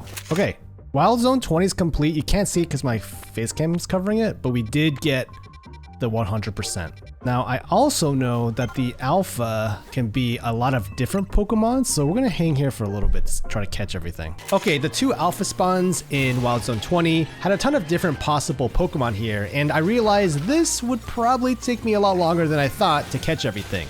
So I took a quick breather and headed over to Quasartico to buy out as many Mega Stones as I could before remembering the Infinite ZA Royale. One of the missions was to try it out, so I headed over to this battle zone to get a challenger's ticket. I took this opportunity to multitask and also leveled up my Amora and Tyron so I could evolve them for their respective Living Dex entries. Okay, yes, let's do a reward match. Zach? Yep, Zach was back, and, well, it didn't look like he had changed one bit since the last time I saw him. Level 9? I'll admit it was actually more impressive that Zach managed to stay in rank Z this whole time, and I was starting to suspect that he was really a Sith Lord. Back at Wild Zone 20, I continued my alpha hunt, checking off Goodra, Alakazam, Electros, Tyranitar, and finally this Raichu. Now this Raichu was actually pretty important because I ended up using it in my 1v1 battle inside Mission 108, which resulted in me getting an Alolan Raichu at the end. But of course, it didn't end there, and as the hero of Lumiose, I had an equally massive pile of side missions to clear out. Side mission 104 involved me battling a trainer with the most goated bug team ever, love you Mega Pinsir, and I defeated Wolfie's future ex-wife for 110. Next, I found some lost keys for 106, then defeated a bunch of baby Pokemon, which sounds worse than it actually was, for 111, and went grocery shopping for a Spritzy for 112. I took a quick break doing some scaffolding courses before heading down to help a woman go viral with my Alpha Avalugg, then 1v1 to Tyrantrum with my Aurorus, and finally proceeded to buy out some of the Stone Emporium stock of Megastones. Later that night, I defeated a trainer who for some reason really likes doing impressions of Lorelei from Kanto's Elite Four. Then I helped my Trevenant pursue a career in acting before heading over to the Fist of Justice dojo where, after a quick battle with Josie, she agreed to do plus move training for my Pokemon.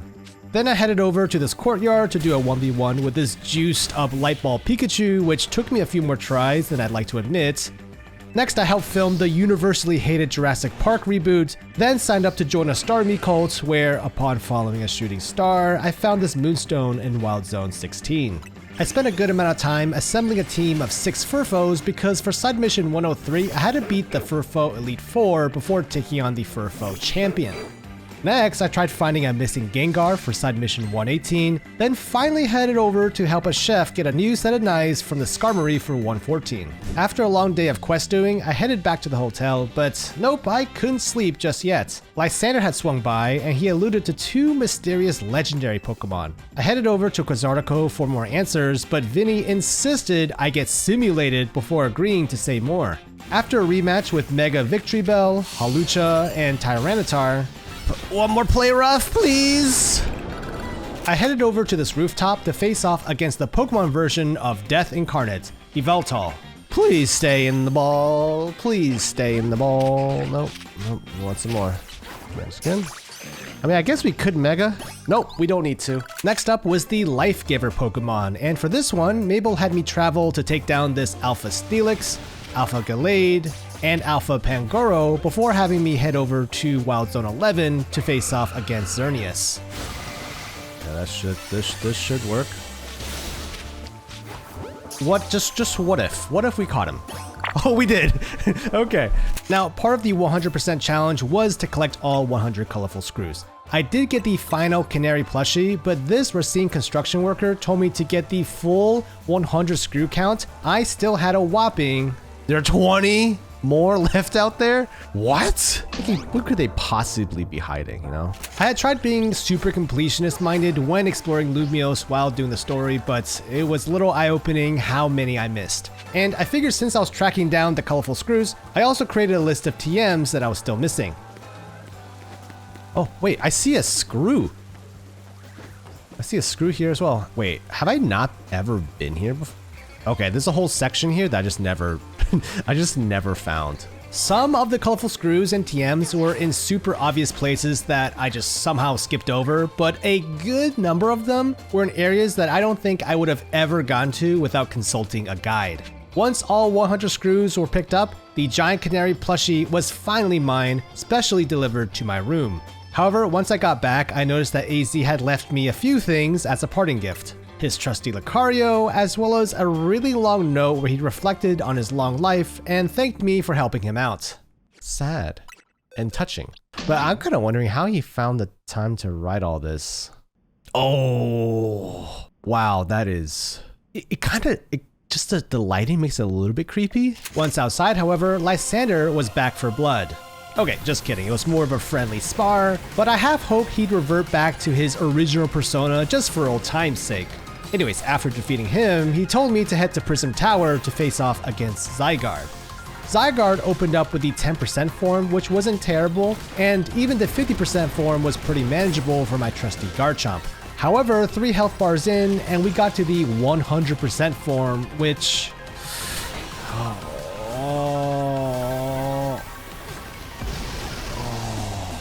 Well, that's no good. Come on, crunch! One last crunch! Okay, Earthquake. Yes! Oh my lord! Let the Pokeball fly. Okay, we'll just use a heavy ball. Will that work? I'm assuming it's guaranteed? Yeah, it is. You would really try to kill me, huh, Zygarde? With Zygarde in my pocket, Lysander mused on what he would do with his 3,000-year-old lifespan and walked off into the sunset. Now, I still had the Infinite ZA Royale to complete, but more specifically, I knew there were a couple of post-game story quests that could only trigger at the 15th and 20th reward match. During all this, I doubled up with multitasking and leveled up a few evolution lines for the living decks. To put it lightly, this would be the second most tedious grind in Pokemon ZA because it meant bouncing between getting the 50,000 point challengers ticket, then hopping over to the reward match against one of the major characters, and then rinse and repeat that 20 times. It's kind of unbelievable that this is what I wished for, you know? I could have wished for anything. Nope, this is... just infinite battle. On the 15th round of doing this, it was finally time to face off against Urbane, who I guess hadn't changed one bit. It was also later revealed that President Jet had gifted Urbane's jacket to his mom, the person who he had been trying to find all this time, making Jet Urbane's grandmother. That jacket was a gift from me. I frickin' knew it. Urbane was a Nepo baby this whole time. To really hit home the nepotism part, Jet offered Urbane the CEO seat of Quasartico, which of course he accepted, thus abandoning Team MZ and Hotel Z, which honestly should be surprising to absolutely no one, since this is the same Urbane who rarely was on time to meetings, racked up a 1 million Pokédollar loan for his friends to figure out, and reneged on giving me AZ's Floette during the final battle, which, by the way, hilariously, he did finally give up after becoming the heir to a multi-trillion-dollar Giga Corporation. Disgusted, I did the 5 remaining rounds of the Infinite ZA Royale, upon which I unlocked Side Mission 119. I'm still waiting for her just to crack and just... Oh, okay. No matter how many battles you win, your next opponent will always be me. The 4-round tournament against Justin's Fairy Squad was about what you can expect. It was less a show of strength and more of a reminder that I need to ask my lawyer about that restraining order. Just get me out of here. Just run. Run, dude. The only things I gotta do, which I kind of put off, are these research requests, which I could probably fill out naturally. Next up was Living Dex time. I had made sure to work on this as I went through the story, so I had a good number of the specimens already. Wild Zone 20 had a lot of the missing ones needed, and I spent a while evolving Pokemon for each line. In all my years of playing Pokemon games, this was my first time attempting a living dex, so I was actually pleasantly surprised to see that doing the actual organization for the boxes was incredibly relaxing. Of the remaining Pokemon I needed, there were a few out in the wild that I missed, like Beldum and Metang, and despite having naturally caught some of the trade evolutions, I ended up using Austin John's trade codes for the remaining couple that I needed. I kind of lost track of the passage of time while doing all of this, but at some point, it's glorious. Holy God, we actually freaking did it. We actually freaking did it. Okay, we jumped like 4 levels. After all of that, we are still level 45, which means we need to catch a bunch more fire types, normal types, water types. Holy. The craziest thing is the 1,000 Pokemon battles, but we'll do that last. Holy cow. Okay, so I incorrectly assumed that by doing the living dex, I would also finish way more of the Mabel tasks, so in reality, I still had a long way to go. What happened next will go down in Kalos history as the great mass relocation program of 2025. Oh God. Let's just round up the entire parade. Don't worry. Whatever issues they had with like the Pokemon being in the wild zones, coming into the city, that's not gonna be a problem anymore, honestly. On the tedious scale, just going through all the wild zones and mass catching Pokemon actually ranked at a 2 out of 10, and it was pretty fun to do. It also helped that dual types actually counted for multiple categories, which made things a tiny bit quicker.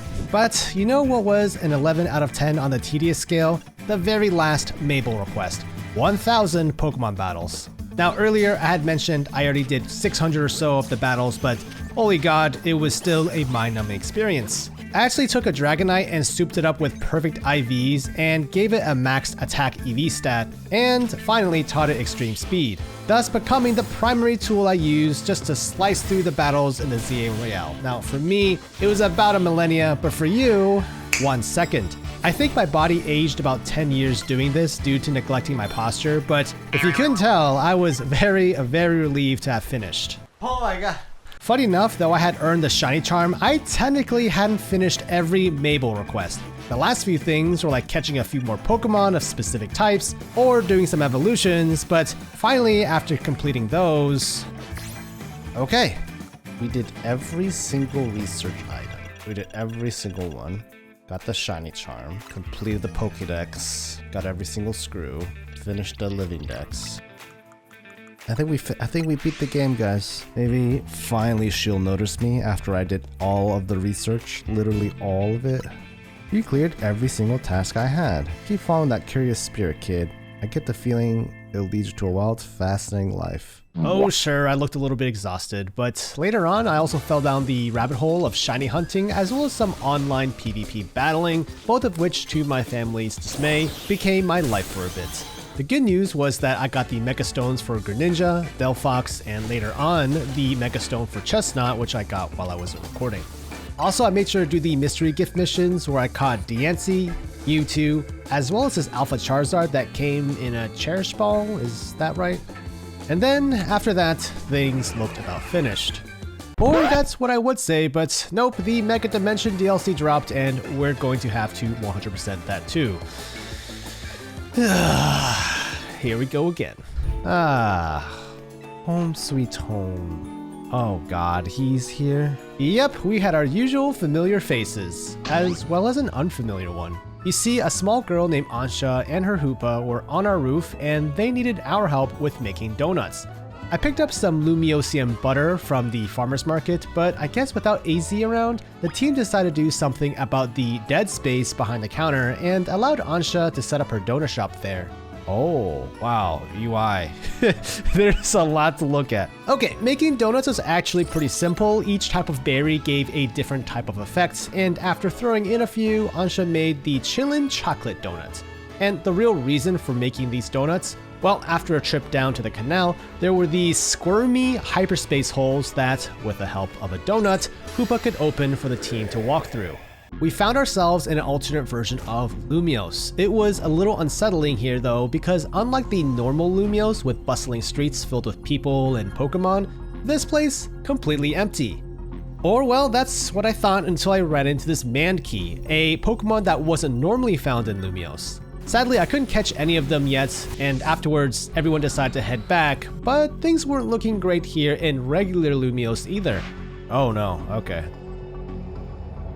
Oh no. Oh no, it's a Mega Dimension. Back at the hotel, Ansha revealed that she was looking for a, as she put it, fine Pokemon, which, hold on, let me put on my glasses here. Yep, looks like Rayquaza. Meanwhile, the Rust Syndicate had noticed the hyperspace distortions too, and while I didn't think he was the Brainiac type, Corbeau would be the one to spearhead researching them.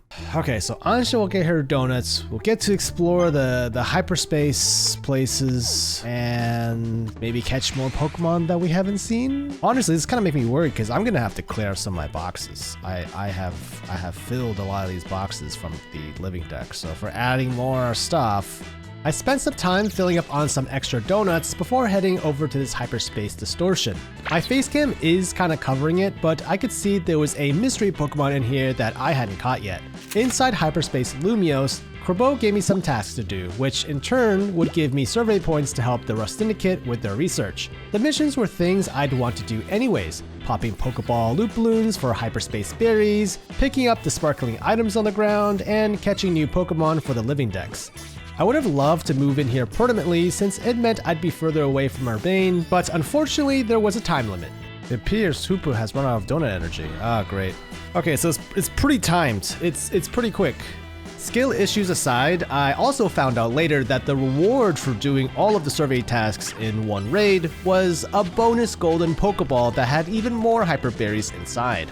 With enough survey points, Corbeau and Felipe revealed that Rogue Mega Evolution had somehow returned, and it was up to me to fix it again. Well, not just me. Oh, Corinna, the, oh god, my head, I remember. Gym leader. Yeah, she's like isn't she like a fighting gym leader? God, wait, isn't she the gym leader of Lumiose? She was not the gym leader of Lumiose, but she did have enough Mega Stones strapped to her to rival Donzo in his Sharingan collection. Wow, she has a lot of Mega Stones on her. Corinna was supposed to replace Lita in Avine with helping us deal with the Rogue Megas, which honestly felt a little bit messed up, but hey, Pokemon game plots are like riding on train tracks and any semblance of choice is an illusion. I met up with Corinna at this Rogue Mega Evolution portal, and oh, what Pokemon could it be, you may be wondering? Absol again? Okay, I was only half right on the Mega Absol rematch because this one was also Mega Absol, but more devilish looking? Yep. I'm not worried about it. I'm not worried about it. I'm not worried about it. Did we get it? Is it over? As my reward, I got Absolite Z and a golden Pokeball, which gave me a ton of different hyperspace berries, as well as some butter. The next day, it was revealed that Ansha was actually supposed to be staying with Jacinth at the Hotel Richisime, but there wasn't any obvious reason as to why Ansha would ever want to stay at Hotel Z instead. At the Rust Syndicate's office, Corbeau was worried that Hyperspace Lumiose would eat up regular Lumiose, which I felt was a bit of a leap, but anyways, his team was now able to detect even higher level portals for me to explore, which meant more survey points to collect. Also, thanks to the nice butter I picked up, Ansha was now able to create donuts using 4 berries instead of 3, which upped the level boost and effects I could get. Now, the rest of my day was spent jumping through various hyperspace portals into the Mega Dimension. The goal was pretty simple: collect as many new Pokemon for the Living Dex entries, and pop as many Poke Loot Balls as possible, which by doing those two things basically meant completing Corbeau's survey tasks. Yeah, so I'm basically prioritizing any of the ones where, okay, my face cam is covering it, but I'm trying to prioritize the ones with Pokemon I don't have. So some of them actually have Pokemon that I already have, but some of them have a new species that I can catch.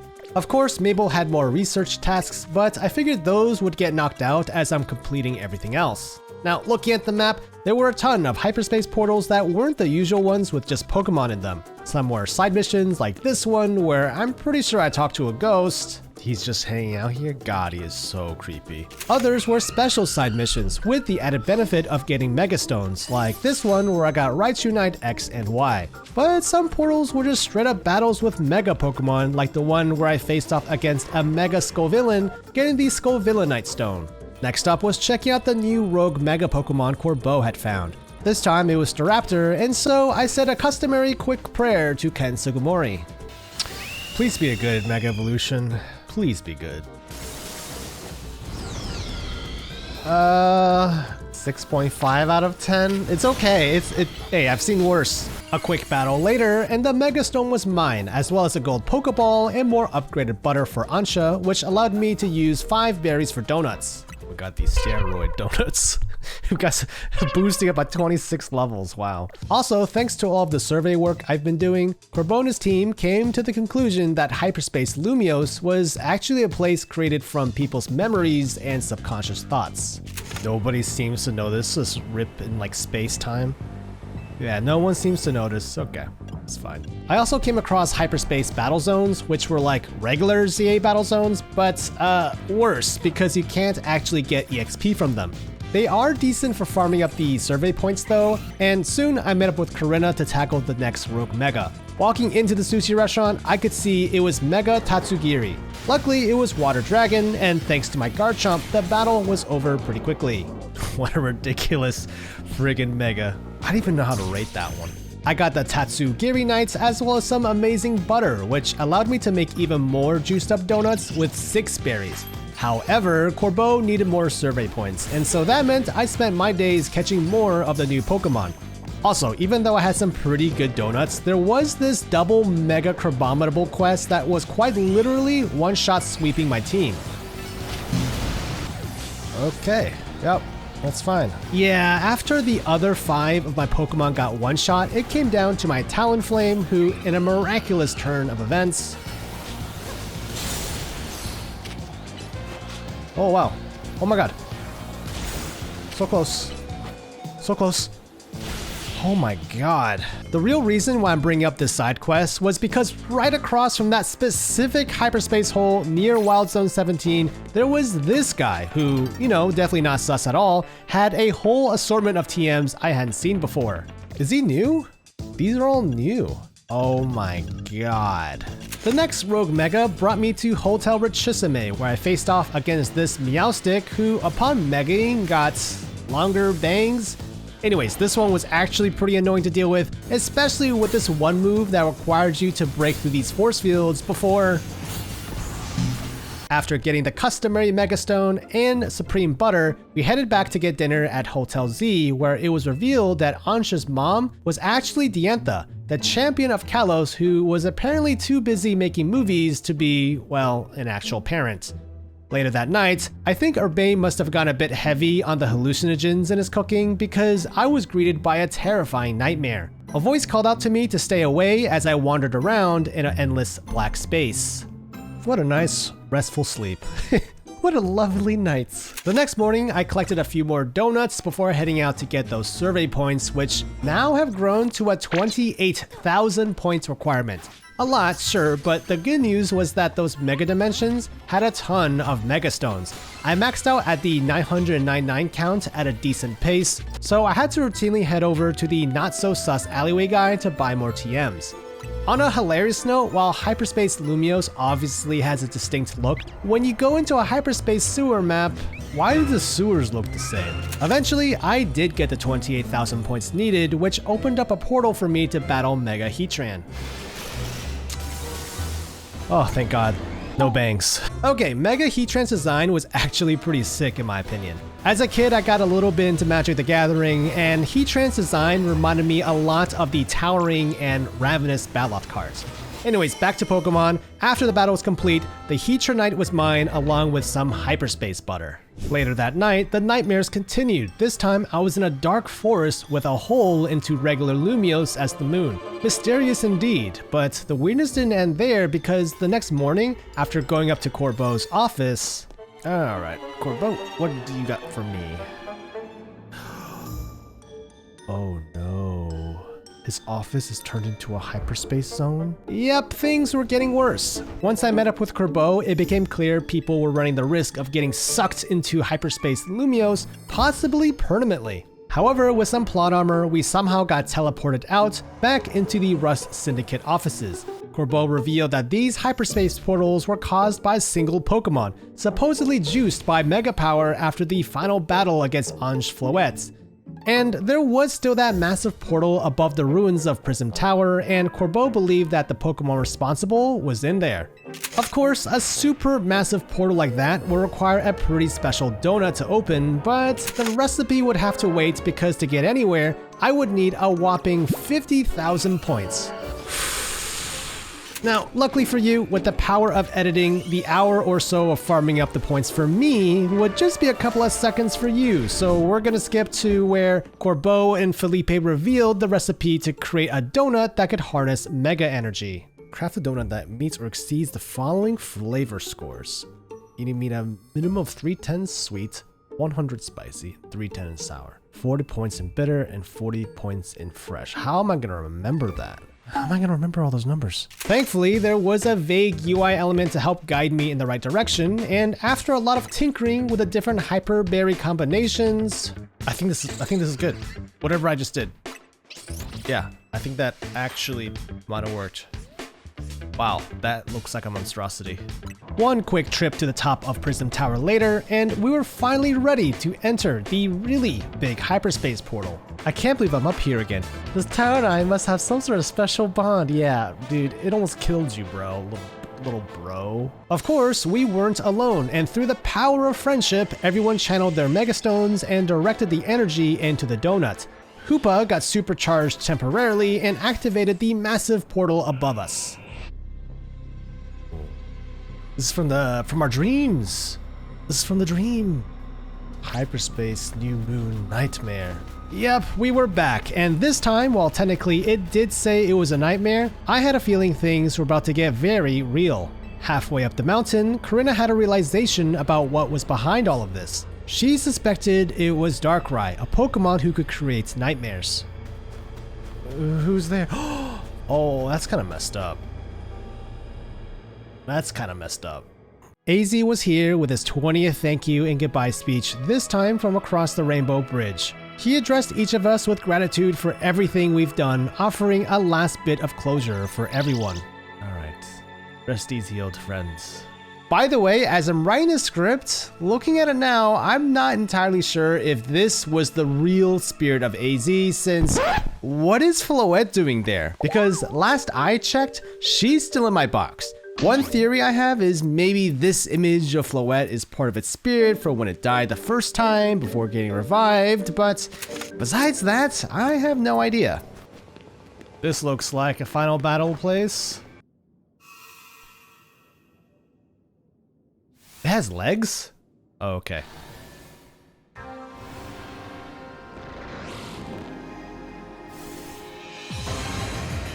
No shot, it really was Darkrai.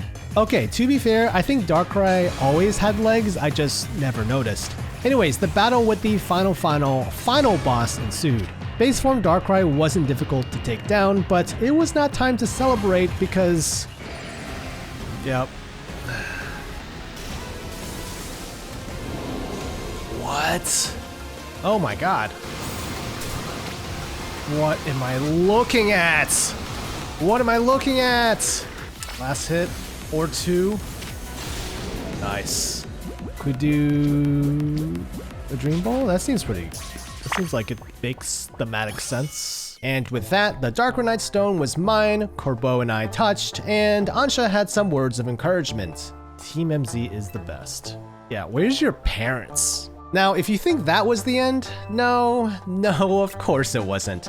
After all, Ansha still had dreams of meeting Rayquaza. Luckily, Corbeau had some leads and explained that to find Rayquaza, I'd first need to find portals for Groudon and Kyogre. This led me on a very painful road to get a whopping 70,000 survey points. Now, initially, I used the Hyperspace Wild Zones to grind out the points until I realized that both Rogue Mega Battles and certain side missions granted 10,000 points each just for doing them, which seemed a bit more efficient.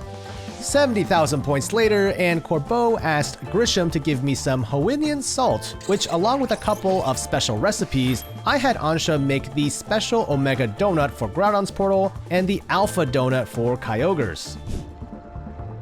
I didn't expect the legendary Pokemon Groudon to look so stiff. What do you mean by stiff, Urbane? What do you mean? Now, like Darkrai, Groudon had the base form, which by itself was quite concerning, but after taking out the first health bar, it reverted to a even more concerning primal form. The same could be said for Kyogre, but after capturing both and getting their primal stones, I learned from Mabel that to find Rayquaza, I just had to wish really hard.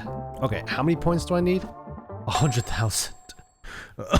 Oh god. So I'm going to spare you the pain of watching me toil away getting the 100,000 survey points, and I'll fast forward to when I completed it and had Ansha make the Delta Donut for the Rayquaza portal, which, by the way, was right over the roof of Hotel Z. How convenient.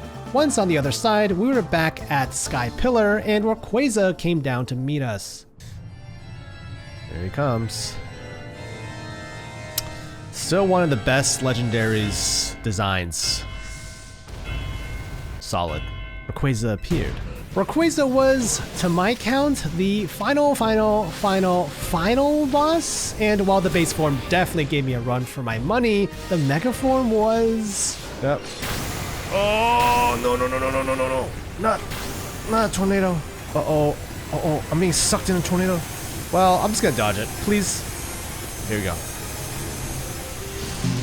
Mawile did not make it, but I did dodge the arrow. I think one more Dragon Rush should do it. Yep, there we go. So I don't know, I'm a friend ball, because I want him to be my friend. After the battle, it was time to hand off Rayquaza to Ansha, and she was starstruck by the Pokemon she had been chasing after all this while. Let me guess, like oh, you keep it. It's coming.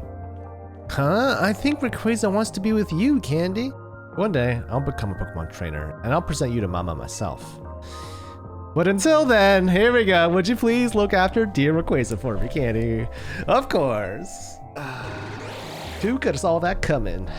Still a better plot than The Last Jedi, so can't really complain there. Next, I finally unlocked Special Scans, which allowed me to venture into 5-star Hyperzones at the cost of 25,000 survey points per roll. These 5-star zones have the chance to spawn zones with exclusive Pokemon, like this one where I got a shiny Galarian Slowpoke, or, more importantly, legendary Pokemon like this Virizion. I also had saved most of the DLC side quests until after the story to do it all in one clump, but the pileup was starting to give me anxiety.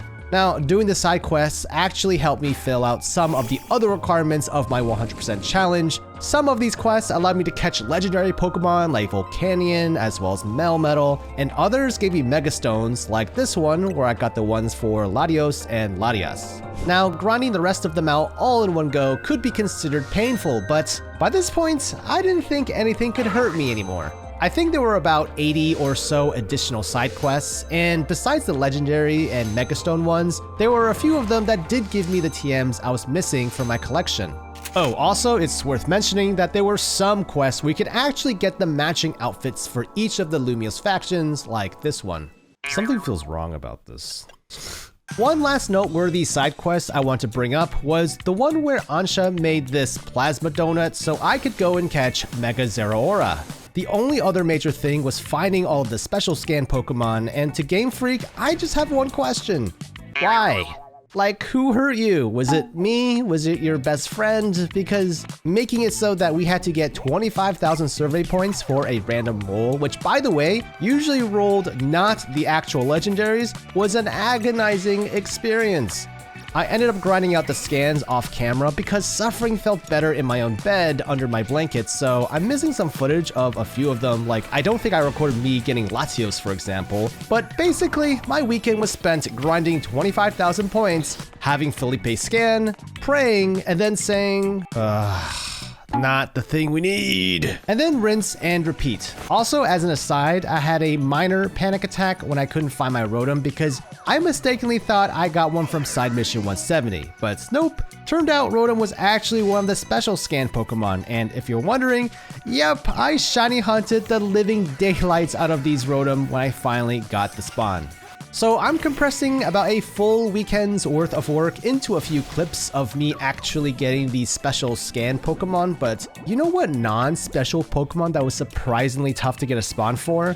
Freaking Galarian Farfetch. Holy god, why? Apparently, this was one of the rare spawns to get from a non-5-star portal, and I was a bit worried that I would have to admit defeat on not being able to find one on my own for the Living Dex. Speaking of the Living Dex for the base game and the Mega Dimension DLC, I did end up finishing it, and I'll roll through it at the end so you guys can take a look.